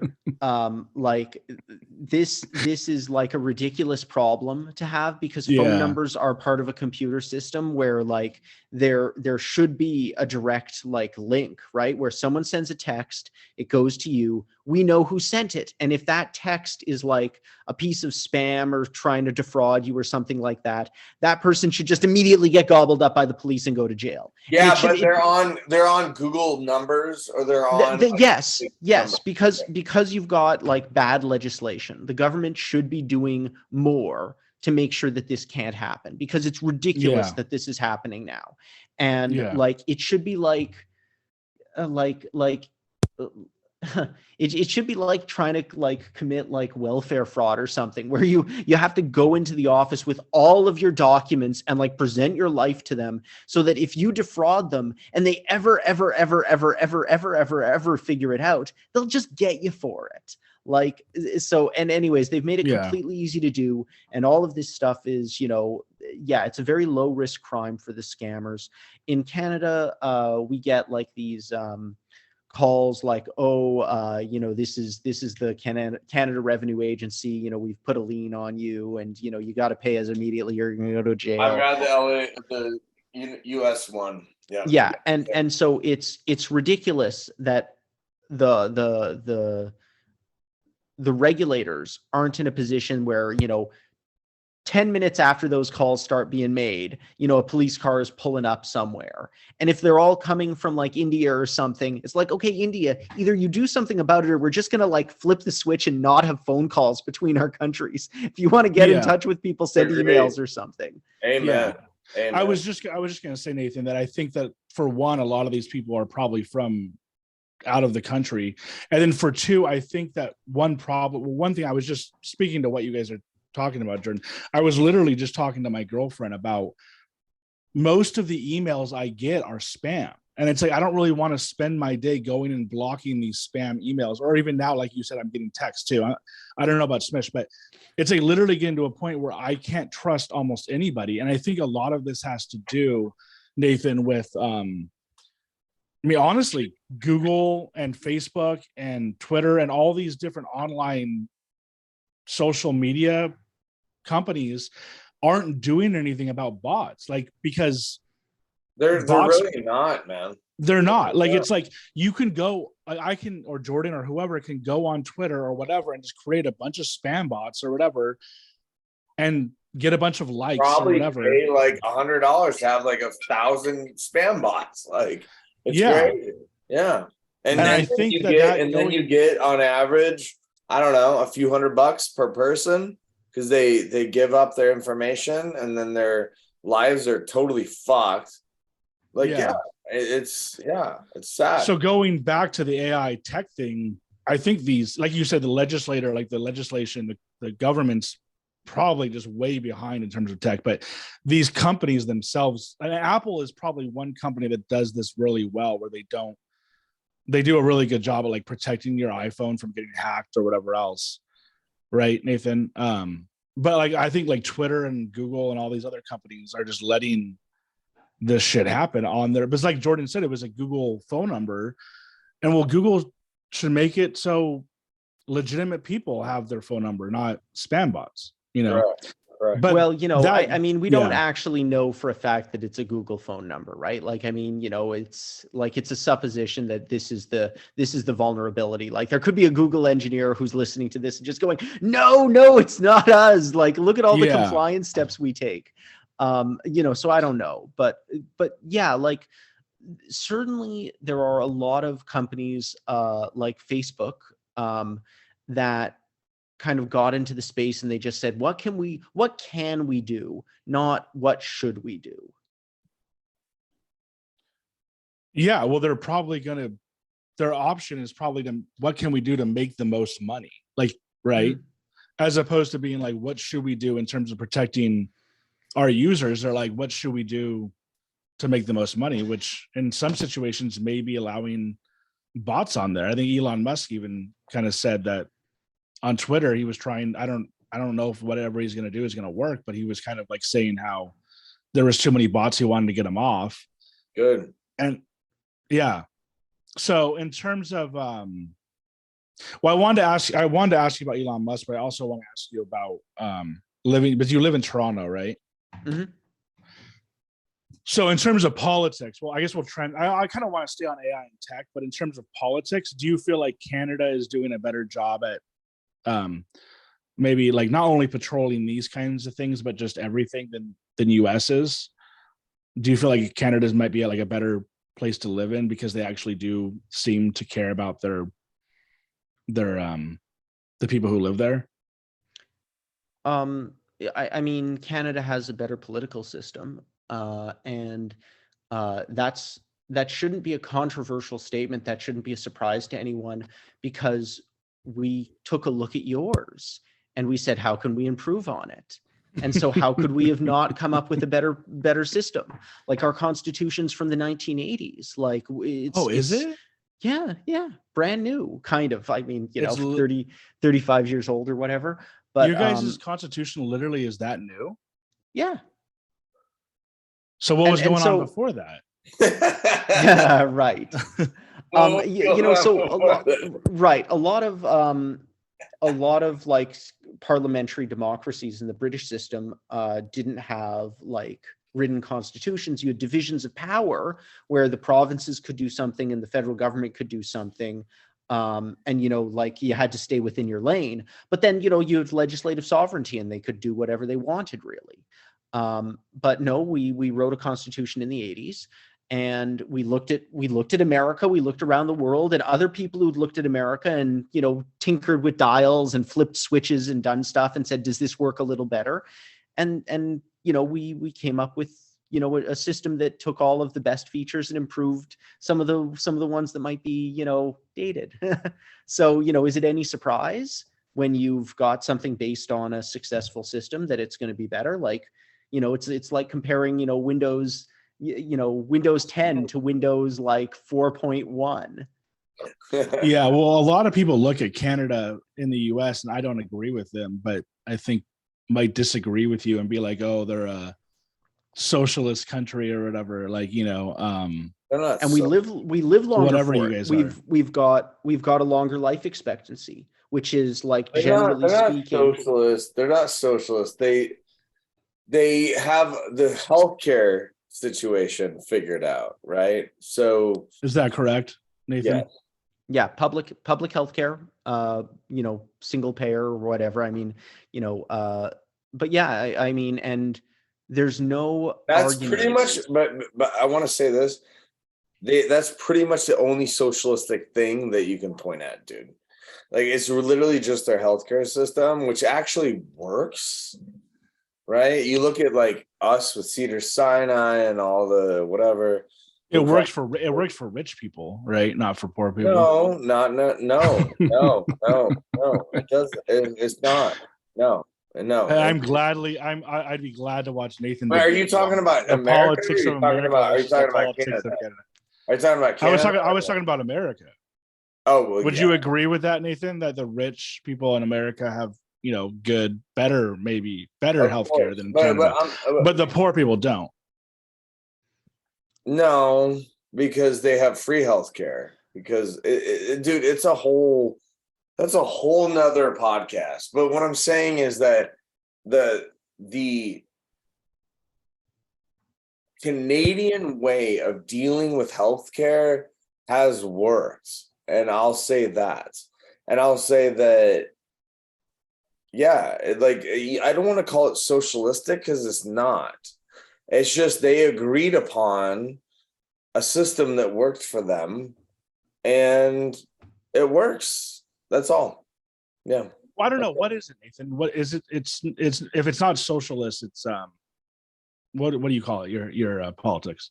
Yeah, like are public roads socialist? Like, like I mean, you guys have toll roads. Like toll roads, what the hell? Like not all of us. California doesn't. Yeah, it's ridiculous. It's California ridiculous. We actually have a couple toll roads. Well, we do, but it's like only like to make traffic faster or whatever. It's not like every freeway is a toll road. Right. We've got one toll road in Ontario and everyone's like, oh, that was a huge mistake. We shouldn't have done that. And it was a huge mistake and we shouldn't have done it. Yeah. But it's not a major road. Like, well, I mean, it's big, but people don't generally go on it. But there's very little argument that a healthcare system should be private the way the United States has. And certainly, like, no one in the rest of the world is looking at the United States right now and going, oh, we should do what they're doing. That works. Like, yeah. No, you guys could argue about it amongst yourselves if you want, but you're not convincing anyone else in the rest of the planet that we should import your system. Like the rest of the world, rest of the world is looking at it and going, yeah, public, like have it be paid for by the public because it's a public expense ultimately. That's just the most efficient way of delivering these services, and it's kind of the most humane way of delivering the services. It's kind of interesting. Like the U.S. used to do a really fantastic job of convincing folks that your values were the right ones and that we should adopt US systems. And so much global influence, like during the 50s and 60s and 70s came from the fact that like America was just working, man. Like things worked good. You looked at the way people's lives were going in America and you said, man, let's do that over in, wherever else in the world you were. And, like now you can't do that with like a lot of things like the healthcare system, the political system. America's been doing a really good job of convincing people that like these debates are not like good debates to even have. Oh yeah, I totally agree with you. Would you even say that America's defamation of communism and socialism is kind of a bad one? Because I've talked with people on this podcast about communism, and I think people get it wrong in America what communism and socialism is. And it's like, I'm assuming I'm not going to go into like full on communism because it's like I'm assuming that like you're probably not a communist, but in general, America does a very good job at, like you just said, basically saying capitalism is the only way that works, and it's like they don't really even want people to look into other options. And once again, I'm not trying to say that communism is the way to go, but I think a lot of the things that we hear about other countries' way of doing things is bad, and it's just not. I think we, like you just said, we know that for Canada. Like you just said, you're a smart guy, you're a lawyer in Canada. Would you agree that like the government here intentionally portrays things to be bad when they're not as bad as they are, or they say they are? Yeah, I mean, this is one of the problems with the U.S. political system, that like it rewards the polarization and it rewards the people who are, gonna get up and bang the table about this. Look, communism doesn't work either. Would you And say like socialism there's does? like I mean, Nothing fucking works where you need to share something, and then no one works. Dude, That's where you have it. That's where you have it everyone wrong, sucks though. from the teats. Like well, I'm and that's the question about UBI, right? So like, I mean, if you don't think it works when people share, right? Which it doesn't, like we've seen it doesn't work. Not Then how the hell necessarily. is Not UBI gonna work? necessarily. Well, it yeah, doesn't yeah, work true. because I don't know if someone's I not don't gonna agree. work I don't and agree with you. someone's Doesn't gonna work. work and they're gonna have to give their shit to the other person that's not working. Come on, man. No, but that's the whole thing with communism and socialism is people do work. Like you literally are given a job from the government, and not everybody makes the same amount. I like literally learned about this on this podcast. So it's like this is exactly what I'm saying is you have it wrong. Like you've heard about communism wrong. I'm not gonna try and like debate communism with you here because I'm not a communist. But it's like I think we look at other countries, like Nathan is saying, Why like aren't you a communist? Canada. Why aren't you What? proud of it? Why aren't you proud of it? Like It was honestly, not. like, No. It's not that I'm proud of it. I'm just not. I don't think that we should be communist, but I think that we should take some socialist viewpoints. And I don't even know if I would call Canada socialist. I don't think they are, but like we should have free healthcare, in my opinion. Not free, but paid for by the citizens. I even agree with UBI. But the big question is will it work? Right. And you don't think it will, Nathan? Yeah, well, if it doesn't, I don't see how we go back. And I think there's a lot of reasons to think it won't. And I think we've never tried it properly. Like you've never done a controlled experiment where someone's told, hey, by the way, you will never have to work again for the rest of your life. You'll get this $1,200 a month for the rest of your life, and your children will get 12. Is you will still have to work. $1,200 isn't enough money to dude, live that off. sounds So awesome. Sign me up. Well, that's well, no, but the I- whole I- people still will work. It's just you're going to be working less because, like you said, robots are going to be taking more jobs. So it's like nobody's probably happy making $1,200 a month, right? You can't. Dude, really I'm live gonna off move that. to the mountains. You guys pay me $1,200 a month. I'm addies. Beans. Yeah, It's not enough But money. fun. I mean, it's not like there will be so many arguments about that if we ever do UBI, but you're right. But like, so there's a real question about the amount and all of this. But if you simply tell people they don't have to work, and that they will get a basic income that will cover their basic needs, Dude, and everything else on top of it. every day. I'm snowboarding every day. That's what I'm doing. Good for you. Well, the government's paying for it, so right? That's what I'm saying. Good for you. Yeah. Would And- you and not so- want to snowboard every day? Well, you won't be able to so with the there's this snow, but- question. There's this question of like, is that a fulfilling life, and is that a life that you'll be able to live happily? And I would love to live that life. Do you think that a lot of capitalist jobs are fulfilling? I mean, like, do you feel like most capitalist jobs are fulfilling, Nathan? I think that they successfully provide people meaning so that they can tell themselves a narrative of their life that they're okay with. Do you think working at McDonald's like gives you meaning, or working at Walmart or any of these Dude, I'm places? just not working. I'm snowboarding every day. Anyways, I'm not arguing about not working. You'll get enough money. You'll get $1,000 a month, All and right, you'll have to cool. work above that. Sweet. That covers me for everything. I'm just gonna snowboard the rest of my life. But No, fun, guys. It doesn't. But anyways, we're getting into a heated debate here. Nathan? Did you grow up in Canada? Yeah, I did. What are your thoughts on like Justin Trudeau? Do you like him?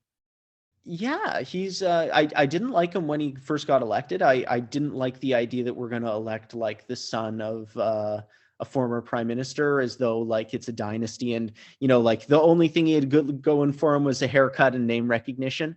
His good looks, right? like Gavin Newsom. But then he got into office And first thing I did, he very quickly legalized marijuana, which was a great public policy decision that should have been done a long time ago. And he proposed these new taxes and tax reform, and it was a terrible idea. And everyone said it's a terrible idea. And he said, "Oh, okay, well, you convinced me. Let's not do that." And then he didn't do it instead of doing it. And I went, "Oh, he listens, like he's prepared to admit to a mistake. Oh, that's good." And then he got up and he said, any kind of sexual harassment, that's completely unacceptable. Anyone is even accused of this, they're out of the party immediately. We can't have someone like that in the Liberal Party. And then a woman came forward and said, "Well, you sexually harassed me a few decades ago." And he said, "Well, I'm not sure you're wrong about that, actually. Maybe it's not just an accusation. Like maybe I was, maybe I have to, reconsider this whole thing." So he's just, it's been this very interesting dynamic of learning from like having consequences befall him. And he's done a good job in governance. So I didn't vote for him the first time, but I voted for him the last time. And so I was, I was impressed, and he won me over. And so I think he's been doing a solid B+ job of governance. And that's about as good as it gets. Like, if you want A, you're dreaming, but generally we get like C+ politicians. And I think Justin Trudeau's a B+ politician. That's good coming from you. And I trust you as a Canadian's opinion over some random person in America who talks shit on him. What do you think about the whole Jordan Peterson situation there in Canada? By the way, do you know about that? I support him too, Trudeau. Yeah. Good for you, Jordan. No, I'm serious. Like, no. I'm being serious. I'm saying good for you that you can admit that. But what do you think, Nathan, about do you know about the whole Jordan Peterson situation where he was like, do you know about this, Jordan? You probably don't. No, I don't. So what do you think about it, Nathan? The whole situation where he got but I'll explain it to Jordan real quick. So basically he was a professor out there in Canada. And basically they kind of, I guess, supposedly wanted to make a rule where you had to call trans people by the name that they wanted to be called, which is by their pronouns. And he basically was against it and was vocally against it. And did he get fired from the job? Nathan, do you know about that? Nope, he didn't get fired. He sold a book and he made millions upon millions of dollars. Nothing bad befell him as a result. Yeah, he's better off probably because of it, right? But now he's famous and all that. Right, and he did leave his university position, and I think that he felt that he wasn't welcome there anymore. But it wasn't as though he got thrown to the curb and denounced, or people weren't happy with him, but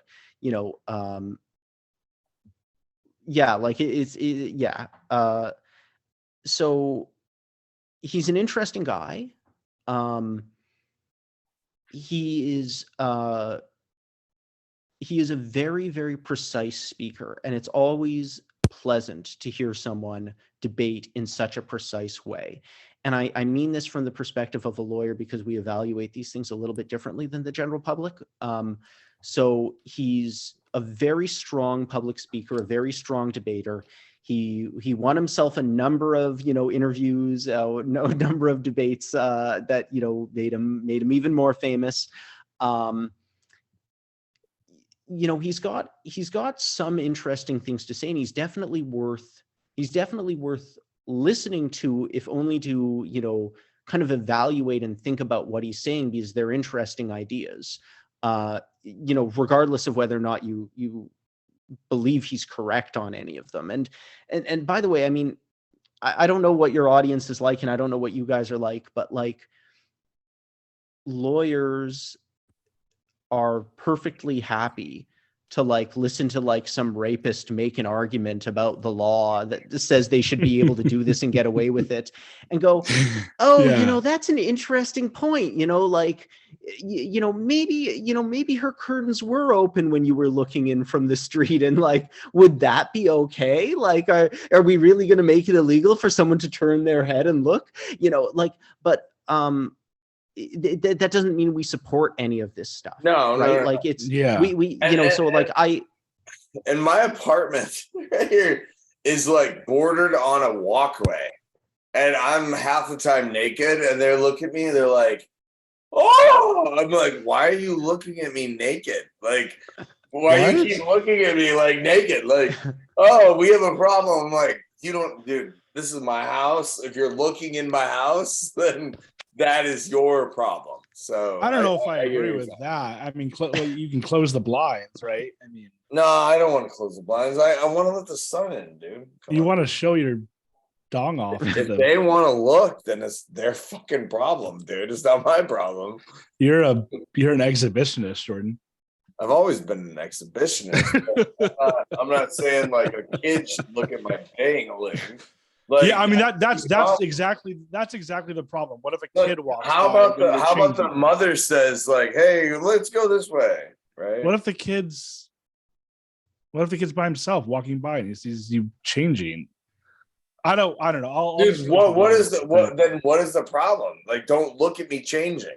Go. Oh, if it's a kid, if it's a kid, and he glances up and he sees define a kid, like a 14-year-old, 12-year-old, yeah, whatever. So and they decide to look in my window where I'm standing naked because it's my house. What if they accidentally look? But we can ask once again. We can revert this back to. I'm pretty sure there's a law that states it doesn't matter what I'm doing in my house. I don't know. There was a famous. No, let's talk to Nathan. Let's get the actual answer. Let's go. There was a famous case about, I'm not sure I want to call this guy a pedophile, but what he was doing is he bought a house like next to a school, and he'd sit in his front, sit in his living room naked with the windows open deliberately so that the kids would see, basically. And his argument was after I woke up and maybe not hooked up with my girlfriend, and I'm walking around the house, turn the fireplace on, and someone's sitting, like whatever, not my problem. Like, right. And I think that was kind of his argument, even though, like the evidence was, you're standing at that window for like 5 hours a day, only during, school hours. Yeah, no, I know you're not. But like, so like, these are the conversations that like, lawyers kind of enjoy having from the perspective of, okay, let's turn this idea around. Like, you've got a law about peeping toms, but like, what about a law walking around naked in your house with the blinds open? The person peeping tom on me. They're like looking at me like, what? Right. You got it wrong, Jordan. That's weird. That's fucking weird. I'm shutting the blinds, man. I mean, that's all you got to do. No, dude, I do. I like walk. I cover myself. I'm like, ooh, I'm walking to the fireplace. Turn off the fireplace. Like, whatever. Like, come on. If that's their problem, then they have way more problems than whatever. So, but anyways, so like the Jordan Peterson thing, like he's got these ideas that are fun to play with, and like or that are intellectually rewarding to turn around in your head. Like that's, he's deeply divisive. And, I think that, I've heard some quotes from him in the last couple of years. Like there was, he had a medical issue, and he was out of it for a little while, and then he kind of came back. And I've heard a couple of quotes from him in the last couple of years that I don't really see as being consistent with some of his earlier quotes. But like it's an interesting debate, and there's certainly some pearls of wisdom that are worth turning around in your mind, even if they wind up getting rejected. Yeah, I have noticed that, and I agree with you. I have noticed that before his, I guess Xanax problem or whatever it was. Before that, he seemed to be a lot, at least from what I saw, he seemed to be a lot nicer and kind of like more, yeah, just nicer, I guess. And it's like since that problem, he's come back like with a vengeance. And it's like, so when I first got into him, I was watching YouTube clips of him doing like giving psychology talks like at his university. And I was like, oh, he's interesting. Like, he's talking about Hitler, he's talking about evil, good, whatever. And then as I slowly watched him, my girlfriend immediately kind of knew that, okay, this guy's just, seems like a bad dude. Like I don't like listening to him. And the more and more I listen to him, the more and more he just seems to be spewing like just hate almost. Like on Twitter, he's just like flat out mean to people. I don't know if you heard about the thing where like some girl posted a picture of herself. She's a bigger model, and he was like, I don't think she's pretty at all. And then like he goes off on the trans community. And it's like, dude, just stay out of your lane. Like, stay in your own lane. Like, if you don't like trans people or gay people, that's fine. But like, why go on Twitter and like make fun of them? And you know what I mean? Like, he just seems like an angry guy. And it's like, same with a lot of these people, like Ben Shapiro and all these Alex Jones types, these right wing kind of provocateurs. It just comes out, and Fox News is a good one. Tucker Carlson. Like they just come off as like mean and angry, and it's like, dude, just who cares what these people are doing? You know what I mean? Like, why are you getting so angry about it?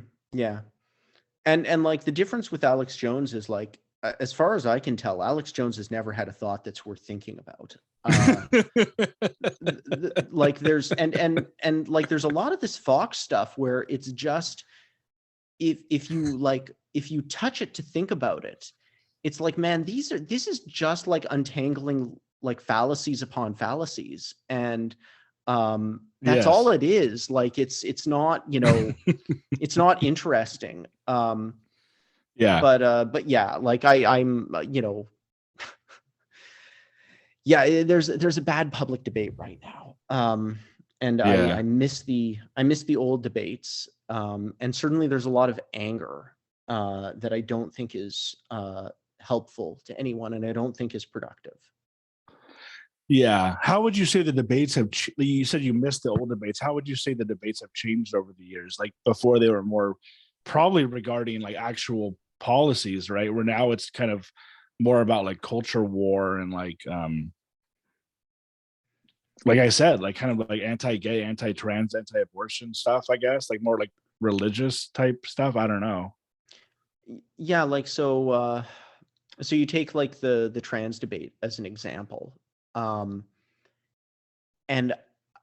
there's very like there's polarized sides to it, right? And there's very little like conversation of like, hey, listen, all people have like an inherent dignity and they deserve to be treated with like kindness and compassion, and it doesn't matter like what your like these like on gay rights, like, oh, are you born gay, do you become gay, like did you see something when you were 4 years old that like turned you gay? Like who cares? I mean, like from a practical standpoint, treat people with love and respect, like, yeah, what is the problem with just looking at another human being and saying like, hey, listen, I hope that you have a good life, whatever that means to you, and I hope you enjoy the benefits of this society we live in, and you get to share equally in those with me, and it's no skin off my nose who you love or how you dress or what you do with your weekends, like. Yeah. And is there any argument against what you're saying besides maybe a biblical religious one? I mean, like, can anybody come back and say, no, like they shouldn't be doing that for X, Y, and Z reason? It's like, there is no debate against what you just said, right? It's just be kind, be nice, let them do what they want, and you live how you want. I don't think there's a good debate against what you said, right? Jordan, I think is muted. Oh, I'm on. I was on mute. So there's only one. Hey, thing. hold on. Sorry, Jordan. I'm not cutting you off. I'm just gonna go real quick, take a break. I'll be right back. And so you guys go on. I'm just letting you know. Is that cool? Mike is gonna take a poopy. No. I didn't want to say I'm going to the bathroom. I was trying to be polite about it, but I'm going to the bathroom. No, Go on. It's all good. Nathan and I got it covered. All right. It's all good. No, I the only thing I will say is like, so I've seen like my niece, I've seen people in my family, right? Where it's like it's confusing to them because there's a man in their bathroom, right? And I'm not saying I didn't play the same card because I did. I said I'm a woman because the women's bathroom's longer or shorter, and I'm gonna pretend to be a woman for the next 15 minutes. Now I'm a man, right? Like, you know, I just my biggest concern is the confusion for children, like where they feel safe, right? Like they've grown up their whole lives in their family, right? And they've been like mom and dad and this and that, and my brother doesn't come in the bathroom when I'm in the bathroom because I'm a girl, right? What blah blah blah. So I just want to know. I don't think there's any answer to this because I think it's going to go on forever. But where do you draw the line with, like, if I want to become a woman, which I pretended to do, guilty as charged, because the line was shorter in the women's bathroom. And so I walked in, they're like, "What are you doing in here?" I'm like, "Oh, I'm identifying as a woman." So what like, that is the only thing I don't understand is identifying as something. Because in my opinion, and I've lived in Chicago, I've lived in Los Angeles, I've lived there. You have a penis, you go in this bathroom. You have a vagina, you go in this bathroom. Like what? Where am I not missing the bar? So let me pitch you a hypothetical here, okay? So you're at a mall, and it's you're at a mall, right? And you need to go to the bathroom. So you step around and you go into the bathroom, and you walk into the bathroom. And am I a man or a woman at this point? Don't worry about it. Don't worry about it. Okay. You walk into the bathroom. There's a row of sinks on one side with mirrors, and on the other side there are the stalls, and the stalls have nice floor to ceiling doors that like don't have like this like 5-inch gap at the side. They like go all the way to the side, and you go in and the door closes and you turn the lock, and now you're in a completely private booth with a toilet in it. Are you happy to find the bathroom in that state? Or would you much prefer it look like like the crappy little metal dividers that go down to, an inch below ball level? Like, I mean, in that case, yeah, but not everywhere is like that. So, but why not, man? That's my take on it. Why I like those bathrooms more. Why not? Why shouldn't all bathrooms, all public bathrooms, I don't know, because be a lot like of that? places can't afford to like have that nice thing for everyone, right?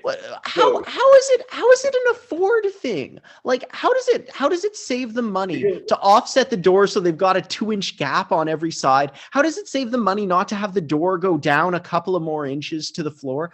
Like, I don't buy it, man. We're talking about dollars. We're talking about dollars if it's even that much.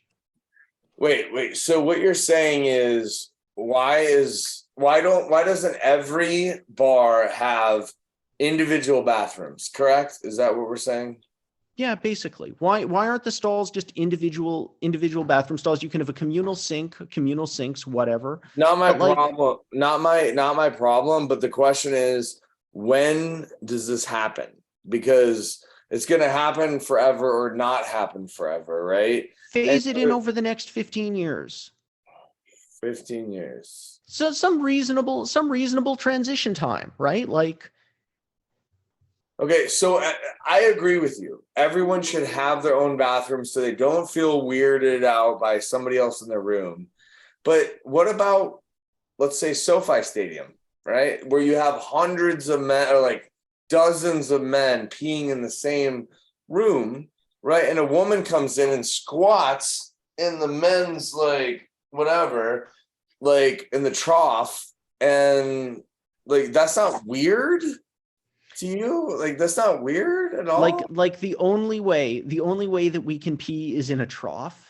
Like it doesn't work if it's not in a trough. We just can't get enough urine out of people fast enough. I mean, dude, I would pee in the fucking forest. Like I would pee outside my balcony if I could, but they won't let me. You know, I'm a civilized human being. I'm not gonna, but I would, like, if they allowed me and I had nowhere else to go.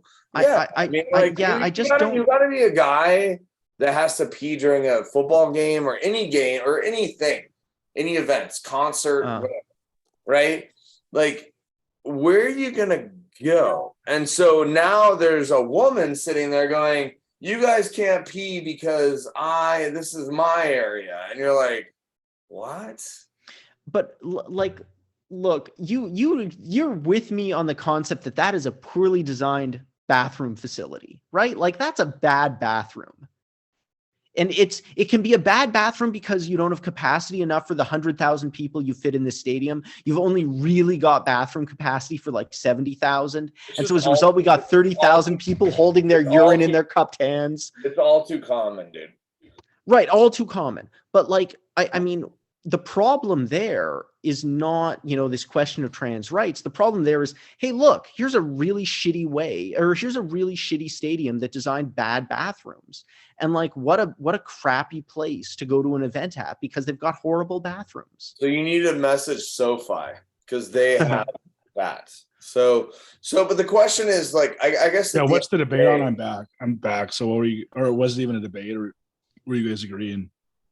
No, we're just having friendly conversation. So I'm just wondering, like, so every person can identify for whatever they are, and I've been guilty because I've done this before. I've been at a club and I had to pee, and there was a shorter line in the women's room, and there was a massive line in the men's room, and I said I identify as a woman for the next 14 minutes. And I went to the bathroom and I came out and the girl was so pissed. And I was like, what? Identify as a woman. Like now I identify as a man again. Like, am I not allowed to identify as a different thing? And so my question to you is like, where does it stop, man? Because like literally, where does it stop? Because we could do this all day long, right? For whatever our interests are. And if we deal with the bathroom issue, doesn't that kind of resolve like 95% of this? How do you deal with the bathroom issue? By having individual stalls. In every, so urinals are no longer there? Yeah, just individual stalls. Why is the urinal like it's only half as functional as the stall? But you have to think of like what you have to make a whole stall, and there's construction that goes into it. There's resources that are used. There's like, come on, transition it over 15 years or something. Like when people are doing their next bathroom reno, I prefer the stalls. I'm sure everyone prefers the stalls. Like, all right, cool. So that's the answer. Well, like for a large chunk of it, there's some like big problems, which like, how do you deal with prisons? Like that's a nightmarish problem. But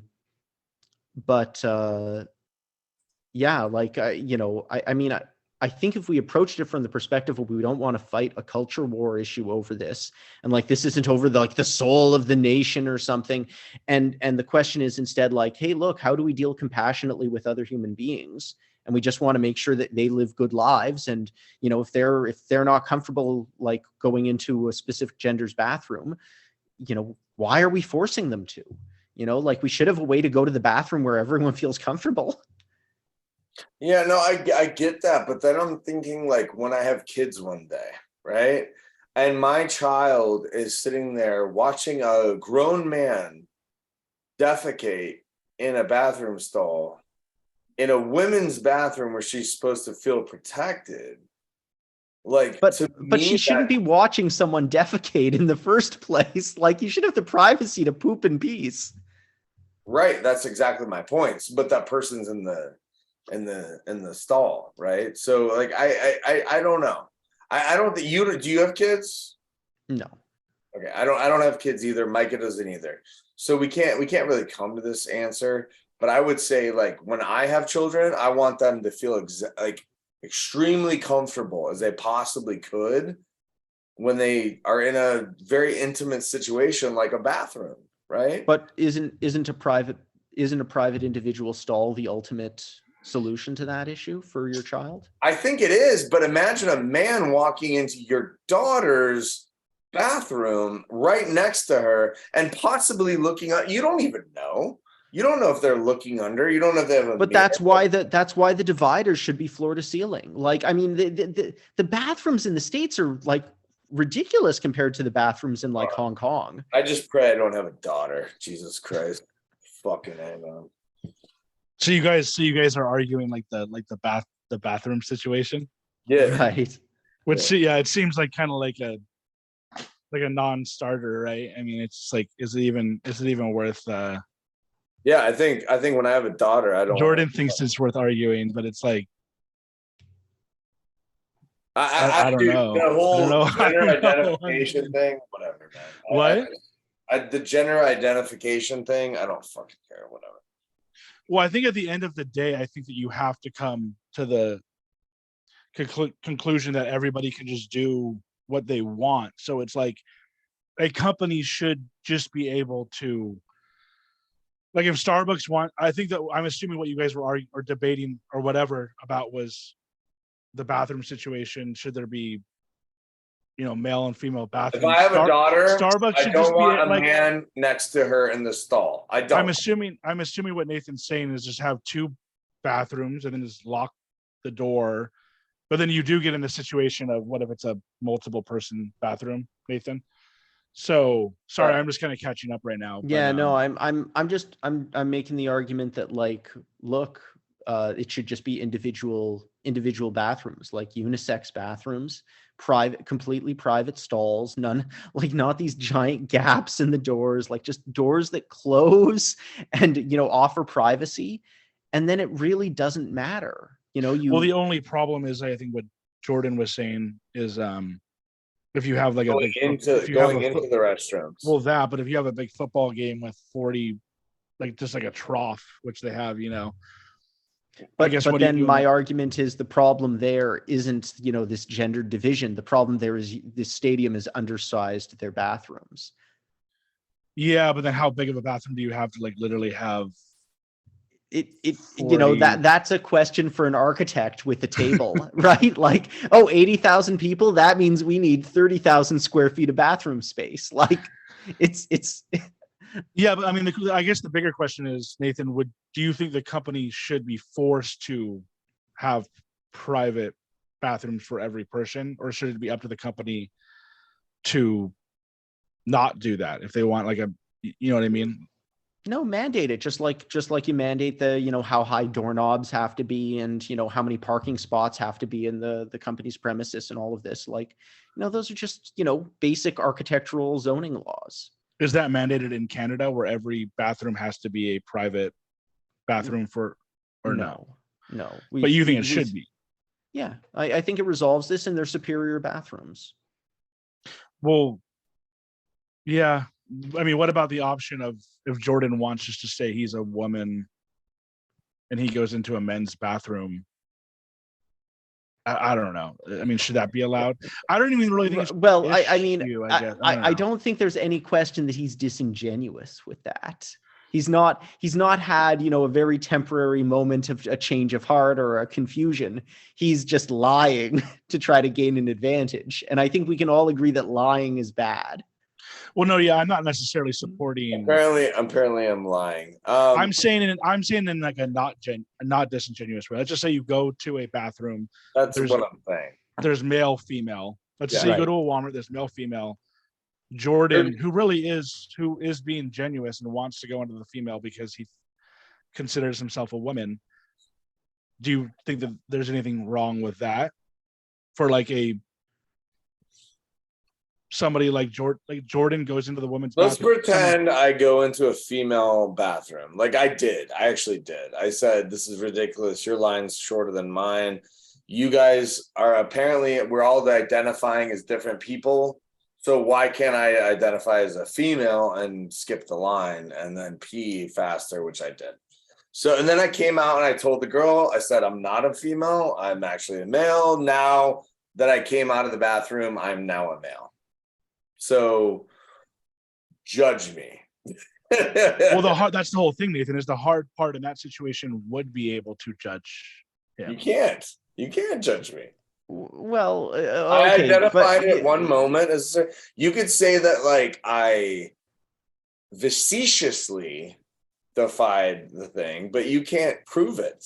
So, right? Am I right? Or okay, so is the question of like how do we police people's genuineness, or is the question is what you did bad? Because what you did is bad, and there's no question about that. Is it bad, or are the other people that want to pee also saying the same thing bad? Because like, how do you identify bad and morally wrong? Well, if you're lying, because you lied. You're lying, right? Well, is that am I lying? Asking a do lawyer, you know if I'm lying? Maybe I do identify as a woman at that moment. Right, but you didn't, and that's the point of your story. The point of the story is you lied. Asking a lawyer. Well, no, LA is so ridiculous, dude. I swear to God. Asking a lawyer, like, I was gonna ask the question of like, do you feel like lying is the main point of immorality? But it's not, obviously, because there's murder and there's rape, right? But I've heard theories that like all like first of all, do you believe in terms of morality as there's like a universal morality, or do you feel like how do you think we got to the point where we have morality? Do you think it's an evolution thing? Do you think it's a religion thing? Like, why do you think we even have morality? Most definitely not a religion thing. It's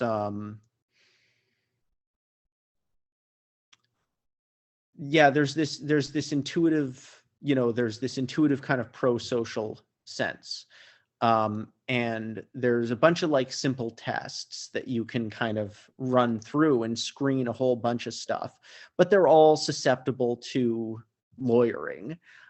Where you ask a contrived question to try to point out problems with the system. So my undergraduate degree is in aerospace engineering, and one of the things you kind of learn quickly as an engineer, and this works in law as well, is if someone comes to you with a formula and says, hey, this is the truth, you go, okay, well, what happens at 0 and infinity? Because if it stops making sense at 0 or infinity, it's obviously not the truth. And those generally, 0 and infinity generally pose a big problem to equations. If it's going to fail anywhere, that's where it's going to be. So moral systems are very similar, where you can propose, almost any moral rule you want, and if you take it to 0 or infinity, it's going to start falling down. And I don't by think 0 to infinity, do you mean like this is true at the beginning of time and this will be true at the end of time? No, like if we could have stopped if we had the ability to like have a rifle that could shoot a bullet back in time, and we could fire that at the first person who was going to get COVID-19, and just like, oh, they're reaching for the bat or whatever it was, and boom, bullet in the head, right? They're dead.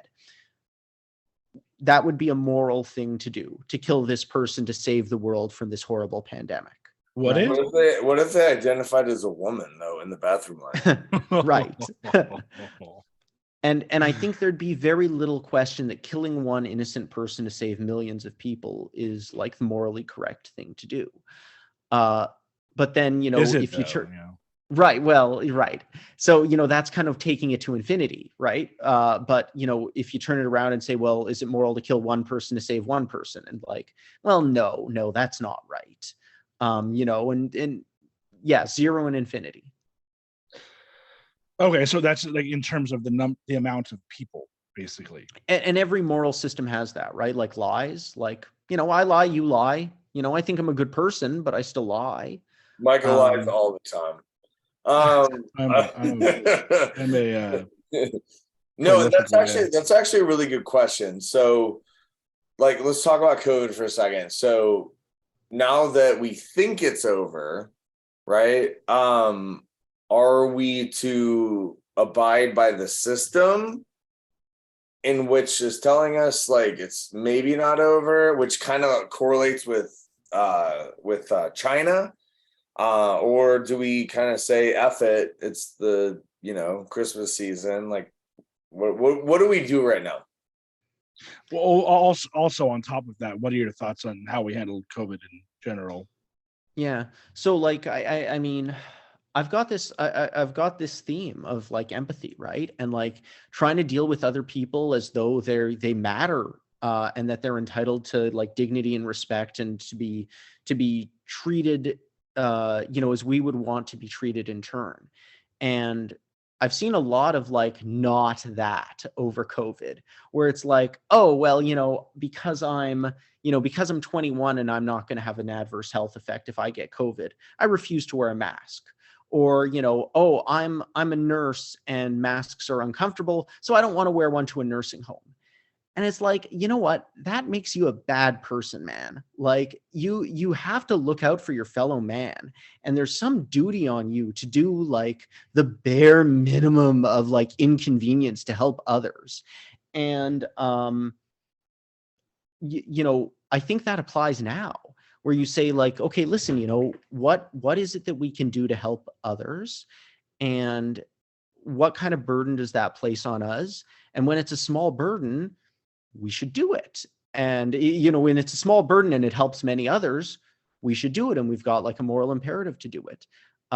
So I mean, fingers crossed COVID is over. I really hope it is. But if we get another variant that comes in from China, I'm going to be wearing a mask again, even though I'm vaccinated, even though I'm young and in good health. Like, I know I'm not going to get killed, but I don't want to give it to my, uncle. I don't want to give it to my neighbor. I don't want to give it to, a person I run into at the grocery store.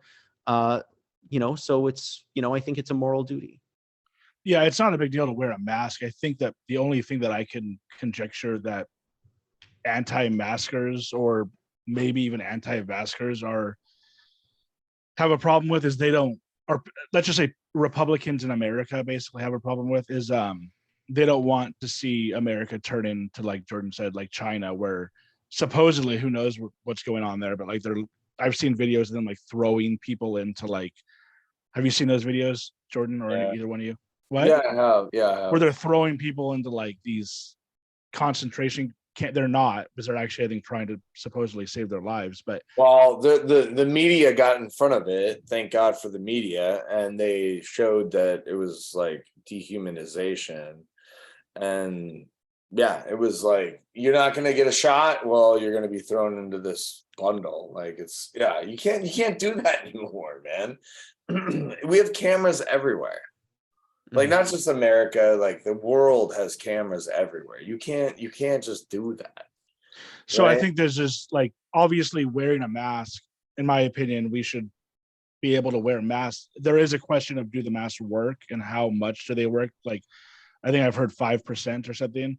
I think that is a real issue, is do the masks work? Because if we're practicing science that doesn't really make sense, like wear a mask even though it may or may not work, that's just stupid. Well, yeah, and so when I say a mask, like I mean a fitted N95. Like, I don't mean like, a piece of fabric strapped over your face, like, like a proper mask. Like, do you guys wear those there? Because we don't even have the N95s. Like, I don't think we have enough of them. We don't wear them here. So in Canada, do you guys actually wear them? Yeah, I wear an N95. And everybody is able to get one? Because in America, like, nobody's ever wearing them, at least maybe in the hospital, but not like normal people like me and Jordan.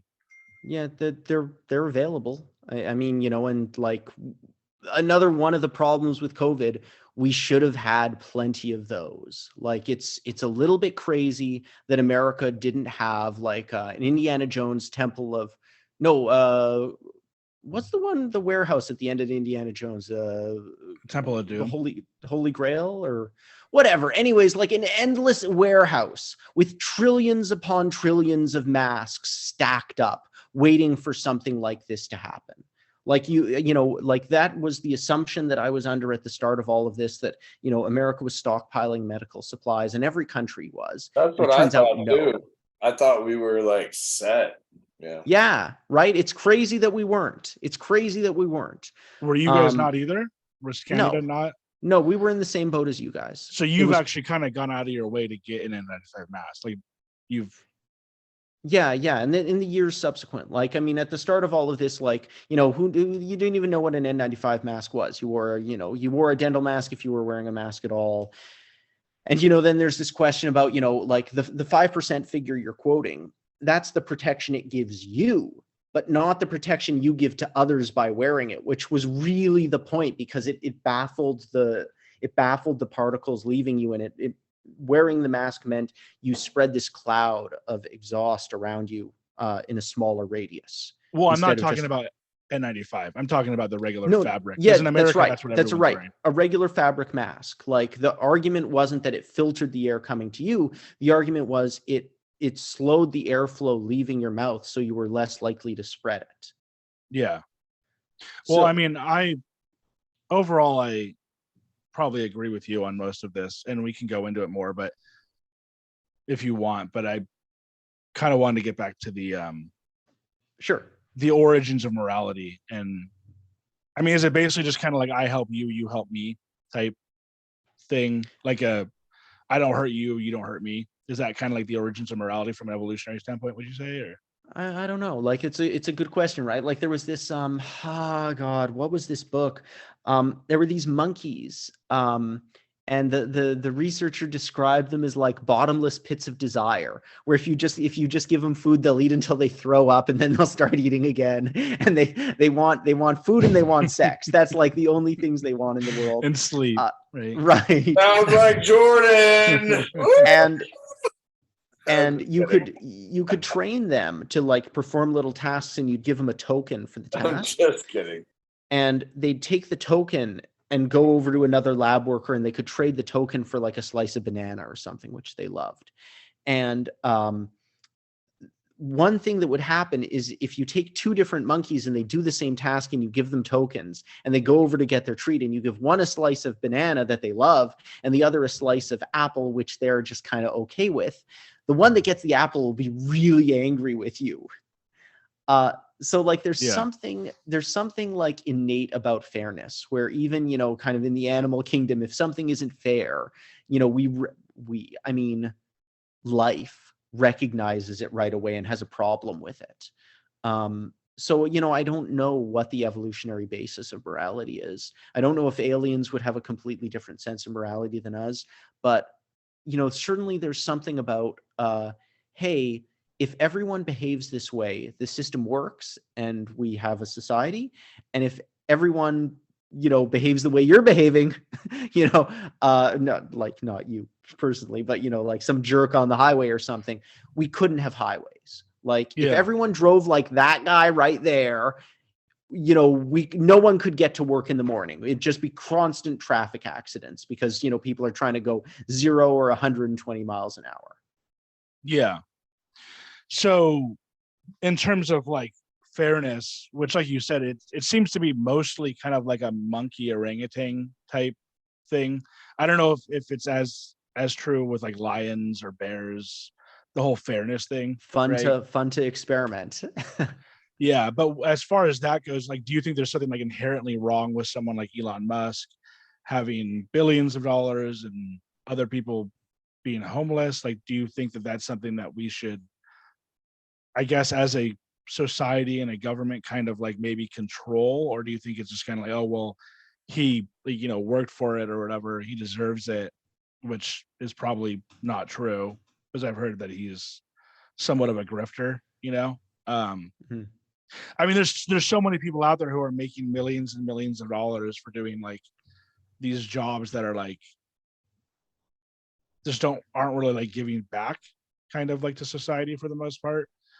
So yeah, the question is do you think that there's a certain amount of unfairness, almost immorality to that, or do you think we should just let everything fall as it will in terms of money and everything else? Like, what if we approach it from the perspective of, can we have a functioning society in this manner? So like if we had a society where most of us lived, I don't know, who's an example of someone who just lives kind of a good life? Like Elon it's hard to Musk. even think of someone, it's hard to even kind of think of someone who's like the upper middle class. Leonardo DiCaprio. Kardashians. Well, they're living like above, maybe even, right? Yeah, like they're living the high life. I mean, No one loves them anyway. You've seen Home Alone, right? Yeah. Of course. The family in Home Alone, that was like an upper middle class family, right? Like they had It's all the actually toys, they had a nice filmed- house. It's actually filmed in North Chicago, and it's actually a house that's blurred on Google Maps. You can't even like see it. But Really? yeah, it's blurred. Yeah, Why is it blurred? it's blurred because it's the Home Alone house, so they blurred it. Yeah. On Google Maps, yeah. But the point is it is upper middle class. It's actually very upper middle class because that house is probably worth $6 to $7 million, probably.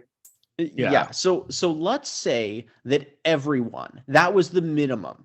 That was the base level on life. Like if you just want to, eat pizza and like play video games all day, society will give you the Macaulay Culkin house and that lifestyle. Mike Right. is so down for that. So down for that. But there's a condition on this. The like top 5% of humanity, it gets to zip around in Starship Enterprises that they own. Like the top 5%, they get the Enterprise, and they got transporters and photon torpedoes, and they're going and exploring the universe, and you're stuck in the Macaulay Culkin's house. Wait, why? Right. Wait, why does this happen? Why can I not do that? Right. Yeah, I'd be fine with that, I think, right? No, I want to do the other thing where I zip around and. Well, I guess you can if you get to Bezos, Elon Musk level, right? Well, he's Right, but you're not. You're stuck in the Macaulay Culkin's house. So the question is, is our issue the distance between these 2 points, or is our issue the position of the lowest? Like, is being here unacceptable, or is it only unacceptable because someone else is over here? And if they were over here, we'd be okay with that. Or if we were over here, we'd be okay with that. But they also can't be like, way out to the side over there. If you're, like, so is the gap, is the inequality the problem, or is it the position that's the problem? Because I think right now we've got both, where the worst life you're living in America is totally unacceptable.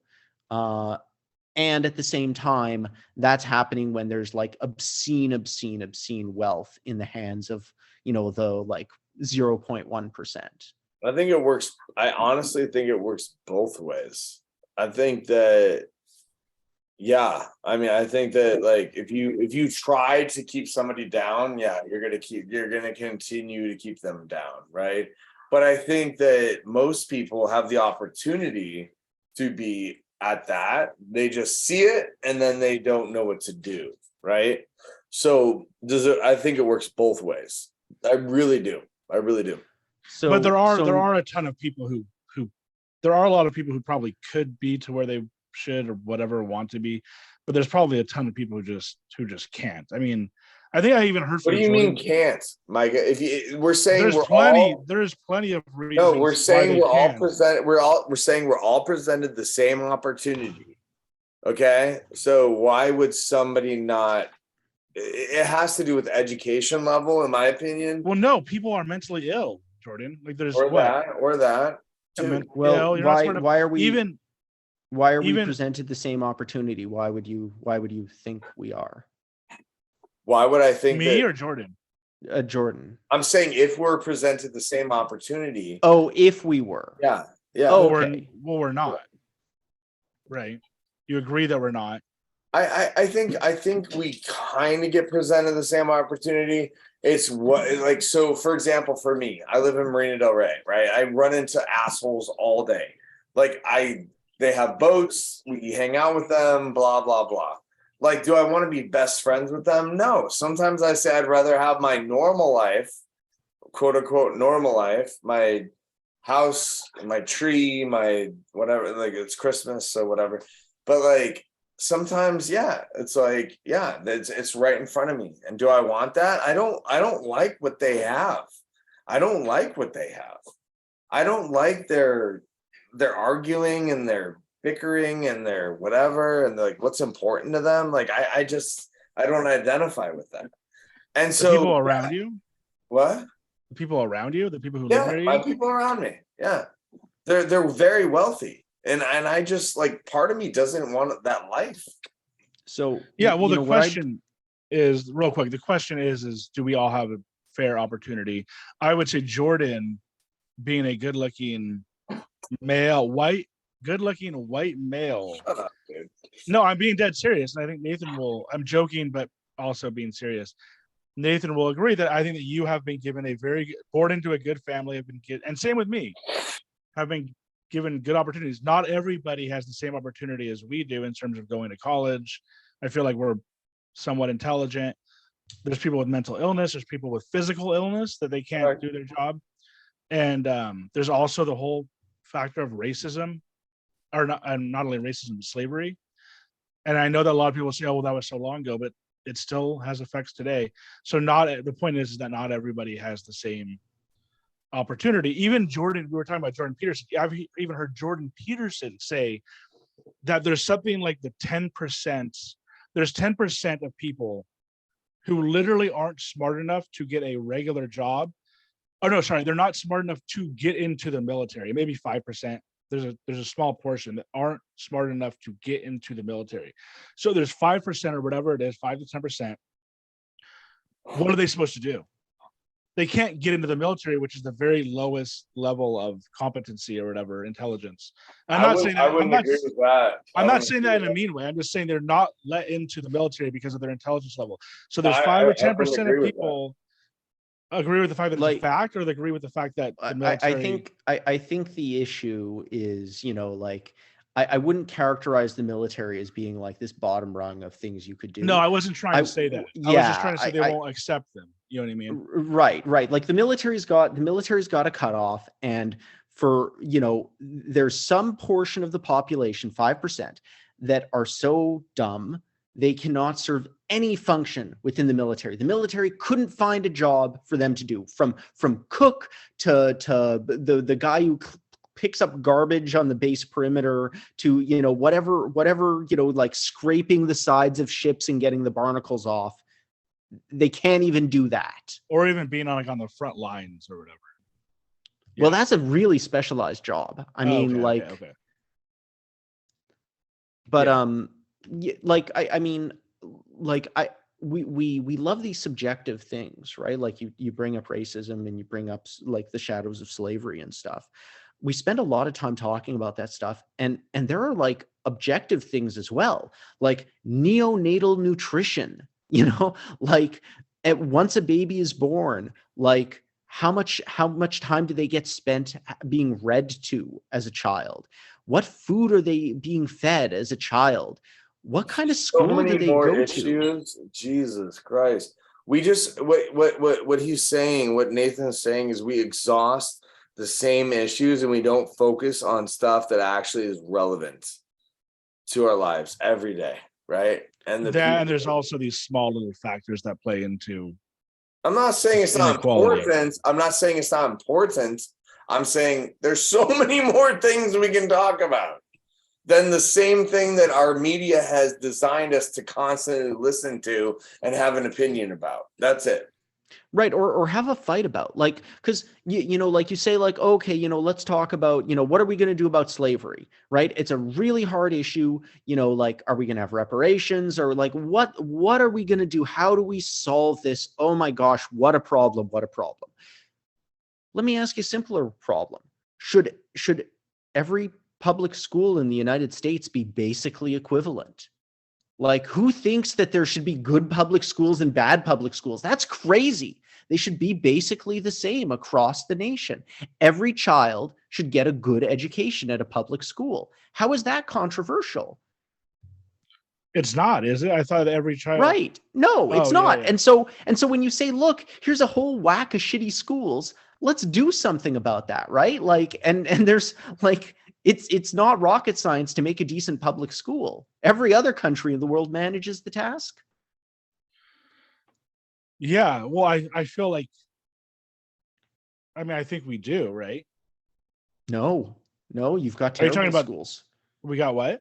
Terrible schools. US, Well, what about- US has some of the worst public schools in the world and some of the best. Especially, Yeah, well, it's well, wild. especially in Los Angeles, dude. Well, Like, one thing is I see a lot of people from, and I'm not trying to like point this at you, but like a lot of people tend to point out the US for some reason. And I'm not saying you're wrong. Like I see why you are saying the US, but let me do it. like I'm more wondering like why the US like kind of like seem to be the center of like almost like controversy amongst the world. Like, you know what I mean? Like it's when people, do you kind of see what I'm saying? Like you'll hear people from England talking about the US. Maybe it's only because I'm listening to like a US media thing or something, but it's like would you say that Canada does have it right in terms of schools, or would you say that Canada is on the same level as America where like they're not doing it right too in terms of schools? No, I think Yeah. Canada has a great school system and a great healthcare program. Yeah, I don't know.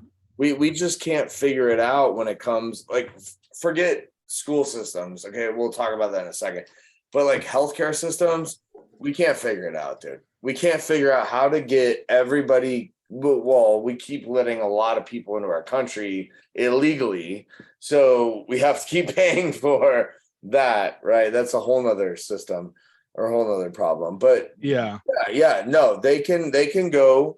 And in Turkey, the girl I'm dating, she can go to Turkey and get an incredible plastic surgery for a couple $1,000 instead of here being like $10,000, right? Like Plastic surgery is like the thing you go to for that.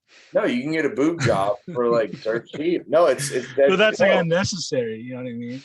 No, it's dirt cheap. And so what I'm saying is like, I'm not saying that that's the most important thing. What I'm saying is that No, I know. Yeah, like we don't You can have any surgery for. we don't have it figured out. We don't have it figured out here. And like Bernie Sanders can come and stand on the podium and talk about how he's gonna like everyone should have free college and all this shit. Like, dude, that's not gonna work. There's no money to fund that. So it's like these countries have already been ahead of the program for many years, right? You look at other countries like Canada, they've been ahead of the program for so many years. They've been doing this for, I don't know, decades. So, and we're not. We don't know what to do, man. Like we go, where do we move the money to where? Right? And that's my opinion. Sorry. Yeah, I might disagree with you on the fact that I think that we may actually have the money.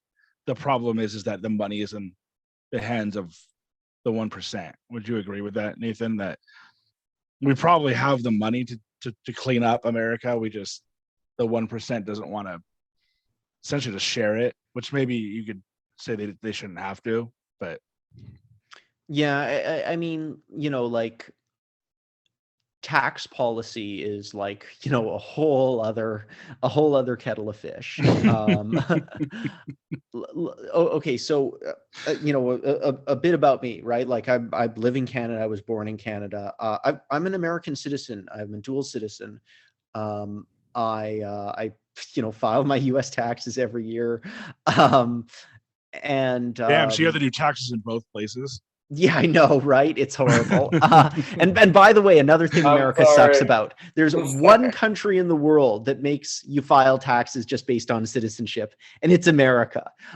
Not important. Oh, wow. But the thing that's kind of draws the eye to the United States with these debates is that there are, like, every country has its problems. Like Canada's got horrific problems trying to figure out how we deal with Indigenous peoples and how we deal with our past history with them, which was genocidal and horrific. And it's like this problem where you look at it as like a well-meaning a well-meaning person who's like semi well informed on it, and you go, man, I have no idea what the hell we're going to do about this. Like, I don't know how we fix this, man. This is messed up, and it's going to be messed up for a long time. And like, there are things we can do to make it a little bit better, but like, man, I don't know, right? But the weird thing with America's problems is a lot of them you go like, man, there's like an easy solution to this. Like, why is this controversial, right? Like the public school thing. So like the number one biggest problem with public schooling in America is that it's based on local property tax receipts. So expensive neighborhoods where they can tax the property highly, they've got great public schools because they got lots of money to fund it. And poor neighborhoods where they can't raise money from the property tax base have bad public schools. And like in Canada, it's provincial. So like it's, the entire province puts into one pot and then it's distributed so all the children of the province get a decent education. And like, why that doesn't happen in the United States is baffling. Well, it's just greed, right? I think the United States is kind of like founded on this principle of like greed essentially, and supposed like I've earned this, or not even me, but like my family. But for my children, like, and like, by the way, I'd like to live in a society where the children of the future are going to have gone to like a shitty public school and they're going to be my accountants, or they're going to be my, they're going to be my waiters, or they're going to, whatever it is. Like, it's weird, man. Doesn't that strike you as like self-defeating? Well, no, yeah, I think it is very weird, but I think okay, so you have the people who, let's just say Beverly Hills, you have the people who live in Beverly Hills. I think that they're probably only thinking, okay, we want the best for our kids, which is we're going to send our kids to Beverly Hills High School or whatever. They're going to get the best education, and they're going to go to like Harvard or whatever, and they're going to do fine. We don't really care about people in like East LA or in the Inland Empire or whatever. And the whole thing is they have the control. No one cares about any children but their children. It doesn't matter if you live in East LA or fucking Thousand Oaks or like Santa Barbara. It doesn't matter, man. But this is back to my point, because I do care. Like, and I don't understand how people go through life without attributing to every other person around them like basic human dignity and the desire to see them succeed and have a good life. And you know what I mean? Like this idea of just being like empathetic towards your neighbors and fellow man. Yeah. And it feeds into so much. To live. It's the smartest way to live in terms of, I've talked to somebody else in this podcast too about, in terms of like game theory or whatever. It's like, it's the best way to be is like, I want to help you and you want to help me, as opposed to like, I want the best for myself and my family and I don't care about you. Right. I mean, like basically your way of looking at things is the right way, but people here don't see it that way. They just want the best for themselves. And then I guess they're fine with the fact that there's like a ton of homeless people living in downtown LA. You know what I mean? I don't think people really conceptualize it that way. I think most people, I do think people are like genuinely or generally empathetic and generally want, everyone to succeed and have good, happy lives. It's just, a lot of the political debates in the United States managed to find a way to bypass that and make it about something else. When if it was just about that, like, hey, look, we can solve a lot of problems if we just make it about that. Yeah. And well, what would be a reason? Why though? Why are they not focusing on that? I mean, the only thing I can think of is like what I said. It's just the people don't really care to fix the problem of homelessness or whatever. You know what I mean? Like we have a whole group of like leftists. This I've only really heard about this. Like I would say that I'm a liberal, but there's a whole group of leftists living like, LA and stuff, like celebrities and stuff, who like I think will say that they're liberal and say they care, but they're not doing anything about it. So there's this whole like hypocrisy of like people say they care and want to help, but just maybe they give to charity or something like 5,000 a year. I don't know, but like you said, why don't why don't we fix it? Why doesn't everybody just give a certain amount to help out and clean up the streets? And like you said, I mean, the only thing that I can think of is like our nation was just founded on these principles of like pull yourself up by your bootstraps, and if you don't, then you're fucked, I guess. I don't know. You know what I mean? I think US has like this driving force of like, and this, like you said, comes probably from the 50s, 60s, 70s, or even before, where it's like you need to succeed for yourself. And that's it. And your family and your kids. You know what I mean? And I don't think Canada has that maybe as much. I don't know. You know what I mean? I'm just trying to answer the question, but Yeah, I mean, I also think it's like political dysfunction because I mean, it doesn't like, if you want to like South Africa, right? Like, hey, you want to live in a gated neighborhood where you got yours and then it's like dangerous and like wild outside. Like, hey, you can have that. There are lots of places in the world where like Micah, you're set. You're good to go. You got that. I am? I'm joking. Okay. But I'm like, who laughing wants only to because live it's there, so right? ridiculous. Yeah.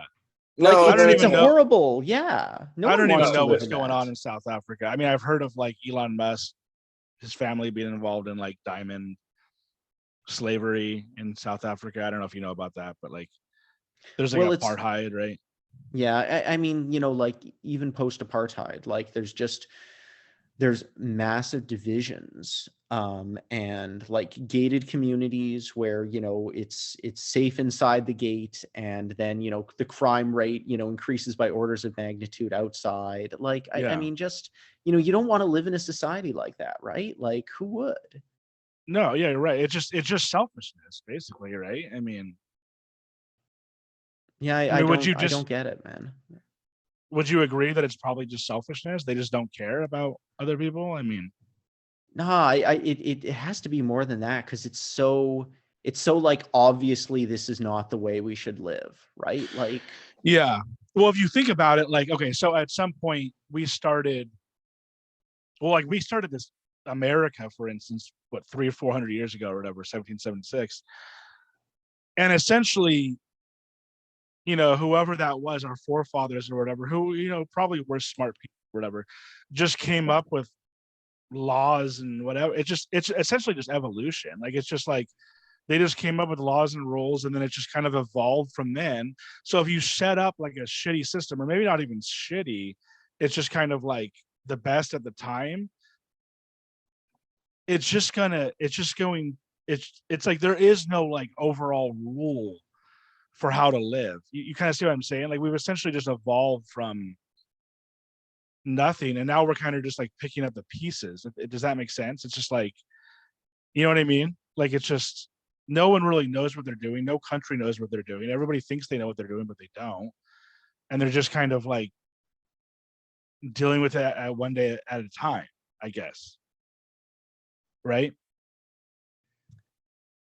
yeah, I mean, yeah, like I don't know. I don't. It's interesting to think about like how ad hoc, and like built up over time things become when you like look at where we are now, right? Like I heard someone say, and I'm pretty sure they were a Republican, and they were talking about the US healthcare system, and they said no sane person would design a system to work the way ours does. Like no one would sit down with a blank piece of paper and say, let's make it this way. and Yeah. I don't mean private healthcare, and I don't mean that. I mean, like, okay, let's have let's have this insurance company, and they'll negotiate with the doctor's office, and then that's going to go through to Medicare, and like that'll cross over, and there'll be schedules of this, and but then the lab, and we'll have networks of providers, and some services will be in network and some will be out. Like no one would design that stuff, right? Like you might say, listen, maybe rich people would. I mean, you know what I mean? Well, even then, like there's so many layers upon layers upon layers. Like if you wanted to like write out what America's healthcare system is in detail, like you'd have like a stack of paper like a mile high, right? Like it's not just like one complex system. It's like all of these things piled on top. Even if you wanted to say like I'm I just want to do free market healthcare where all the doctors are their own businesses, and you go to a doctor and you negotiate a price and they provide you a service. Like, so you could imagine a sane person wanting that system. Like no comment on that. Like, that's a rational idea, right? But it's not what we have. Yeah, well, first of all, there's like if something happens to me, like if like and it's like, I would say God forbid, but shit happens to people every fucking day. But if something happens to me where like I get into a car accident, or I get fucking cancer or whatever the issue is, and I go and this is true for Jordan too. I don't know about you, Nathan, because you're in Canada, but unless you have like really good health insurance, like you're probably just fucked. Like, right? I mean, it's like, because even though the health insurance will cover a lot of it, I think that you still have to pay out. And it's like a better example would just be honestly to somebody who just doesn't have health insurance. Let's just say somebody doesn't have a job, they're in between jobs, whatever, they don't have health. And I've literally heard of this happening recently. A girl's that I know, like I saw it on social media, where her husband had to go to the hospital, and it's like, whoops, we have $50,000 and we're $50,000 in now. And it's like as you're saying, it just doesn't make sense. Like, they're never going to be able to pay that back, like unless they just owe it the rest of their lives. And that can happen to anybody. And but going on with that, would you say that most of the, like, do you think this is true? Like, most of the laws in the United States, at least I'll say because I live here, are essentially were invented to kind of like help the wealthy, and because they were probably written by the wealthy. But I've heard theories about this where it's like so many of the rules and the laws just essentially like hold up the rich and like beat down the poor. Do you think there's truth to that, or do you think that that's kind of like just like a bullshit way of saying, oh well, like, I'm not rich, so I'm fucked? And before you answer that question, we probably do really have to wrap things up here. So if you want to come back on and like discuss anything more further, we can, but it's already been about 3 hours. So oh wow, it has. Yeah. Okay, so my quick thought there, Yeah. on your question. There is a distinction between passing laws that are for the stability of the system and having a desire for the outcomes that the system leads to, where stability is often to everyone's benefit, because instability is like almost always a horrible, destructive, deadly thing, catastrophic, right? Like, I mean, when countries collapse, they collapse hard. But it looks, like when you're just kind of making things stable, you're really you're helping the people who are at the top of that system, even if that was never really your intention, right? So I think there's probably an argument to be made for what you're saying, but there's probably a very strong counter argument, which is just like, listen, no, we weren't, that wasn't the objective, that wasn't the intention. We're just trying to make, we're trying to make it so people can buy and sell their houses, right? Like, we need a land registry office and all of that stuff. And yeah, the result is the wealthy landowners, they get to transfer their land and protect their wealth and all of this. But yeah, I don't have a strong feeling on that.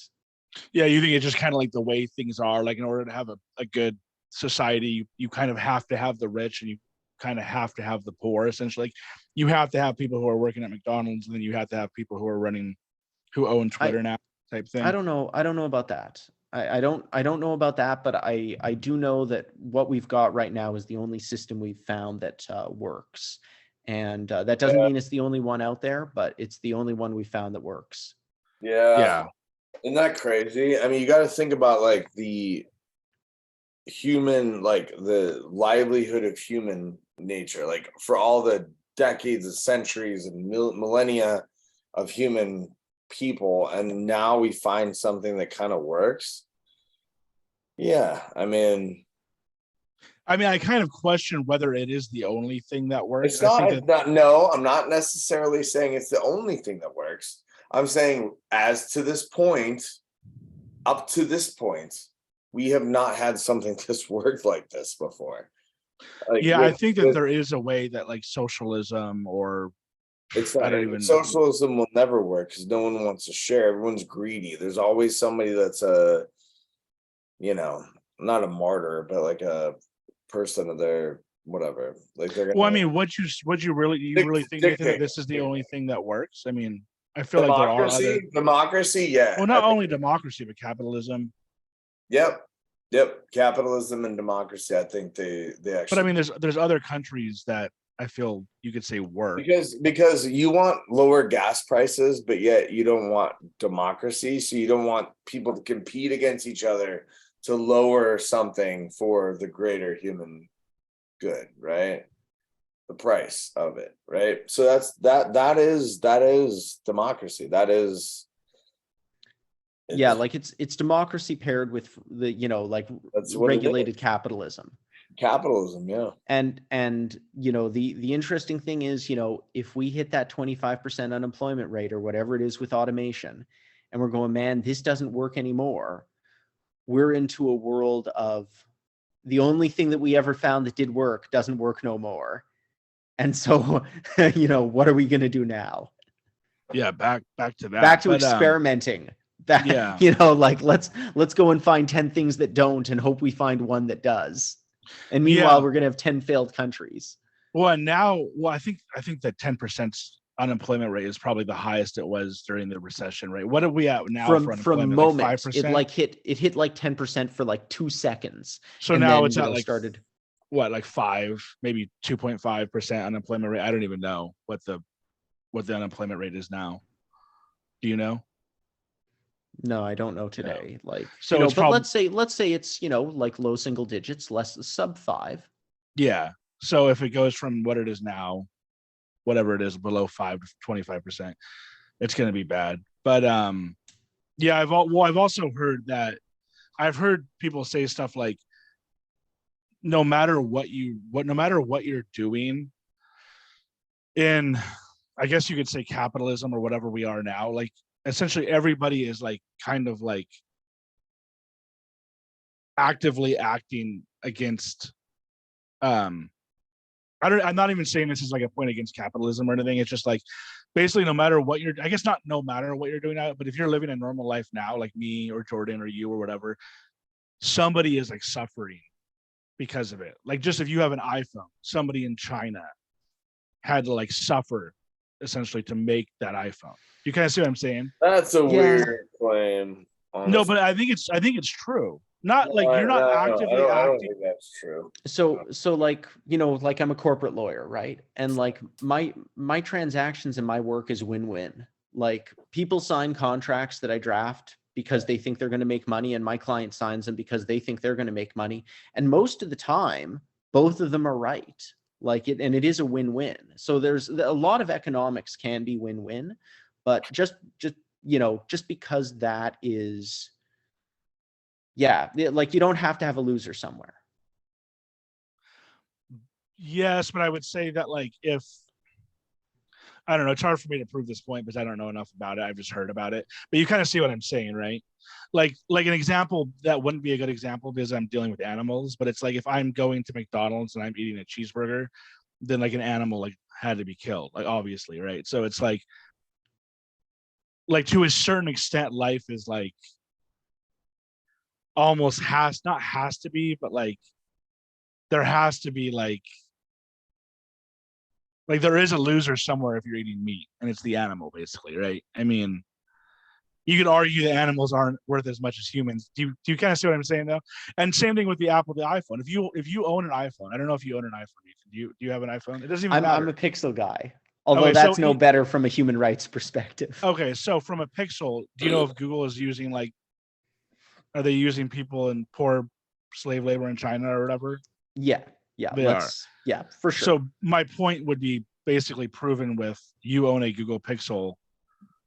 So somebody has to make that Pixel. They've taken like fucking, you know, diamonds or whatever. I'm saying I don't know that that's like a necessary consequence, right? Like You know, Yeah. it's yeah, sure, lots of shit happens in the world, like it's a dark place, it should be better.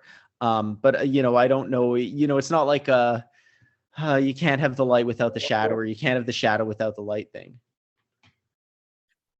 Yeah, and it's also, I guess the only option for you if you really didn't want to take part in it would just be to not own a smartphone, I guess. And I don't know, but not eat Well, meat. My mom, it was so funny. I bought my mom Alexa, and she's like, I don't want this in my house.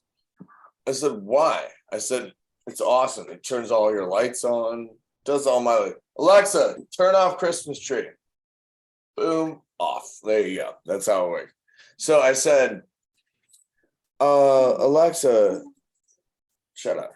And so I said, Alexa, like, turn on all lights. She's like, oh my gosh, this is amazing. She's like, but I don't want it to listen to what I have to say. I said, hey, Ma, do you have one of these? And she goes, what? And I go, an iPhone. It's weird because it's blurred out. Yeah, it like. I was like, you have an iPhone? And she's like, yeah. And she's like, I go, hey, Siri, order me. Hold on, no, Siri's working. Anyway, the point is, I was like, you've been listening to your whole freaking life. Like, you want to like blur out Amazon or Alexa, whatever, fine. But you've been listening to your whole life. And you're going to throw your iPhone away? You're going to throw it away? You're done with it? So she's like, no. I was like, yeah, exactly my point. Well, how do you feel about that? I know we have to end it, but how do you I feel just about? don't care. I don't give a How fuck. do you feel about that, Nathan? Like in terms of the law, like do you think the law is going to eventually go after these companies for supposedly listening in? Which I don't know if I agree with that they do that. We sign an agreement saying we're cool with it. So no, they're never. Yeah. The privacy laws are only going to get tighter. Like it's not going the other way, right? And whether it takes 10 or 20 years, more and more privacy protections will come in for people. Yeah. And then last, I swear this will be the last question, and then before the other set of questions I have for you, but real quick, in terms of Amazon and Google and Apple, do you feel like these companies are kind of corrupt, greedy companies, or in terms of how they treat their workers? They're not necessarily mostly Amazon, I think, but Walmart. Do you feel like they're kind of like inherently corrupt, greedy companies, or do you feel like they're acting on the best interests of everyone? Yeah, people are kind of funny this way. Like, why do you expect companies to be anything other than companies? Like it's like expecting a lion to be something other than a lion. Like, I mean, they're economic entities that act in a certain predictable, understandable way. And there's no like morality to what they do or don't do. They respond to the law. So you pass laws to make them behave in a pro-social manner so that society gets a benefit out of their actions. And if you fail to pass those laws, they'll act in ways that you don't like. So yeah, I mean, they're lions. Get a cage. Yeah, but and don't blame them if you don't have a proper cage. Like truth. Well, I agree to every fucking thing that Amazon or Apple tells me to do. I'm like, man, well, I'm part of the game, right? So if you want to fight them, like you better like you gotta have some serious lawyers, man. I don't think there's any way or you just don't use their technology, right? And then you are way inept. I don't think there's any way to fight a company like Amazon, right? Like from like a lawyer stance. Like it's legislative. No. It's legislative. Have your lawmakers pass appropriate regulations and rules to constrain their actions, and then when they don't follow them, have a robust enforcement mechanism through the government.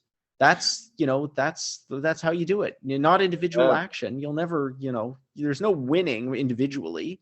Correct. Have your lawmakers pass the right laws. But don't they may have lawyers that are just better than your lawmakers that will just kind of bat it down? No, that's why, like, there aren't like Apple doesn't own slaves in the United States. Like there's all sorts of, they don't rape people in the United States. There's all sorts of laws that we effectively manage to constrain their actions to.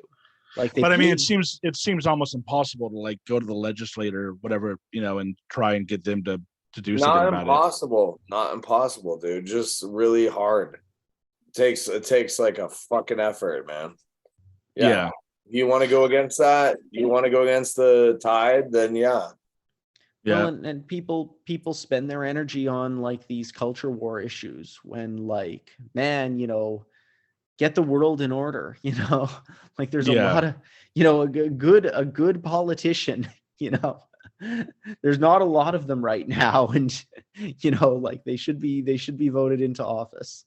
Yeah. And, yeah. So, well, I think a lot of the culture war thing comes from the media themselves, probably just realizing that they're making money on the culture war issues, right? And the politicians are raising the money, and then it's like it's a self-feeding cycle. Yeah. So lastly, like I said, this went longer than expected. I know you're you are in Toronto, right? Yeah. Toronto is north of California, right? Or am I thinking of no? Okay. We're way east of California. No, I'm thinking Toronto is north of New York, dude. So I'm thinking of what am I thinking of? BC. Yeah, Vancouver, right? British yeah, Vancouver. Yeah, we in fairness, those are the two big ones in Canada. Yeah. Well, I honestly just do get Vancouver. I'm like, Jesus, dude, I don't know why I flew all the way on the other side of the world of our United States to go to a wedding. I thought, I was like, oh, I'm in Toronto. No, I knew. In fairness, there's a lot of U.S. states where I'd have a hard time placing it on a map. Like, I probably couldn't get Utah within like 1,000 miles, like somewhere in the middle-ish. Like, the thing is that I knew Toronto was over there, and I still got it mixed up with Vancouver. But is Toronto nice this time of year? I know it's beautiful in Canada, right? You have cold, dude. It's cold now, man. I know it's cold. It's cold, but you got to have the snow to refresh. To get the water. It does look Christmassy. Yeah. I'll give it that. Yeah. So the last questions I'll ask is, I always ask, your podcast you listen to, movies, we already kind of went over, TV shows, music. If you want to like plug anything, I don't think you have a podcast, right? So I do not. I'll say if you don't listen to Hardcore History, give it a try. Dan Carlin, amazing guy. And can I give you an advice? Yeah. No, seriously, it's Lies. I know. Lies my teacher told me. It's really good. Okay. Have you read it? No. Lies my teacher told me. It talks about all the fake stuff that like we grew up reading about, like Thanksgiving and all the whatever, like how it really went down. It's called Lies My Teacher Told Me. Okay. So get that on Will do. Whatever. Anyway, sorry. It's a book. And is it a book or is it a podcast? You've never heard of that, Micah? I think you've mentioned it on here before, but I think it's a book, right? Book. It's called Lies My Teacher Told Me, or Lies. Yeah, Lies My Teacher Told Me. And I'll plug my own book, released last week, Woe to the Victor. It's a hard science fiction thriller set, moments after the world's been destroyed. And what I'd say is, if you saw Battlestar Galactica and that first episode where Lee Adama is flying his Viper and he's got a missile closing in on the back of him, and he flips it over and he shoots the missile out of the air in flight. If that was like your thing and you're going, yes, finally we've seen a spaceship like flip, like why are they always flying around like planes? Why don't we see, then Woe to the Victor is going to be right up your alley, because it's realistic, physically constrained space combat with social commentary. If you've enjoyed this conversation, you'll probably enjoy it. Yeah. And do you have 3 books out now?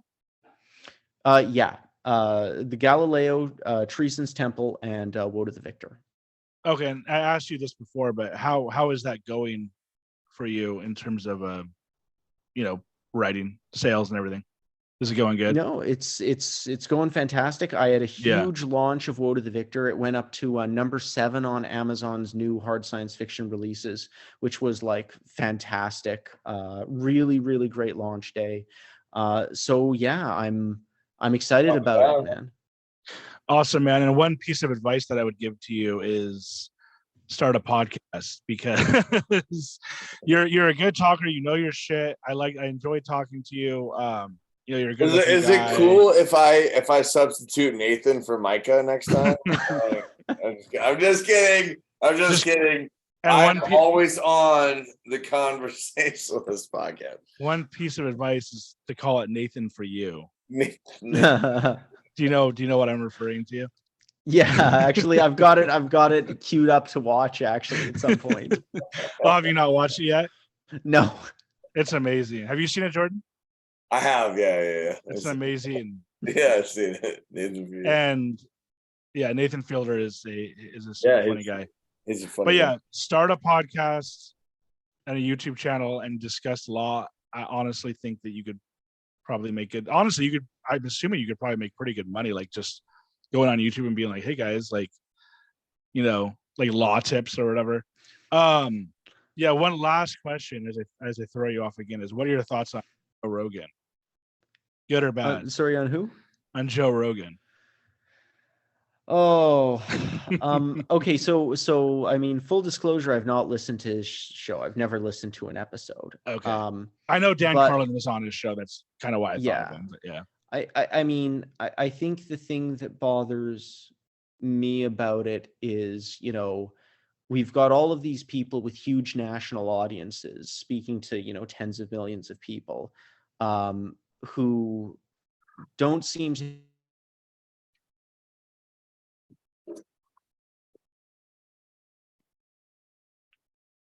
You there, Jordan? Yeah, I'm here. I think he cut out, right? I think you did. Damn. That was the perfect moment. I wanted to hear what you said about Joe Rogan. Oh shit. That was beautiful. I was like, so I miss Walter Cronkite. There he is. Okay, you're back. Sorry, you cut out right when you started Joe Rogan and his mass audience. You're cutting out a little. Keep going. Oh no. No, he's stuck again. Oh. All right. God, dude. Yeah, he's done. I don't know. He came back. He came back for like a split second, but then he fucking cut out. Oh, I've got some audio. Again. Okay. Let's get to it. Let's go. All right. So where were we?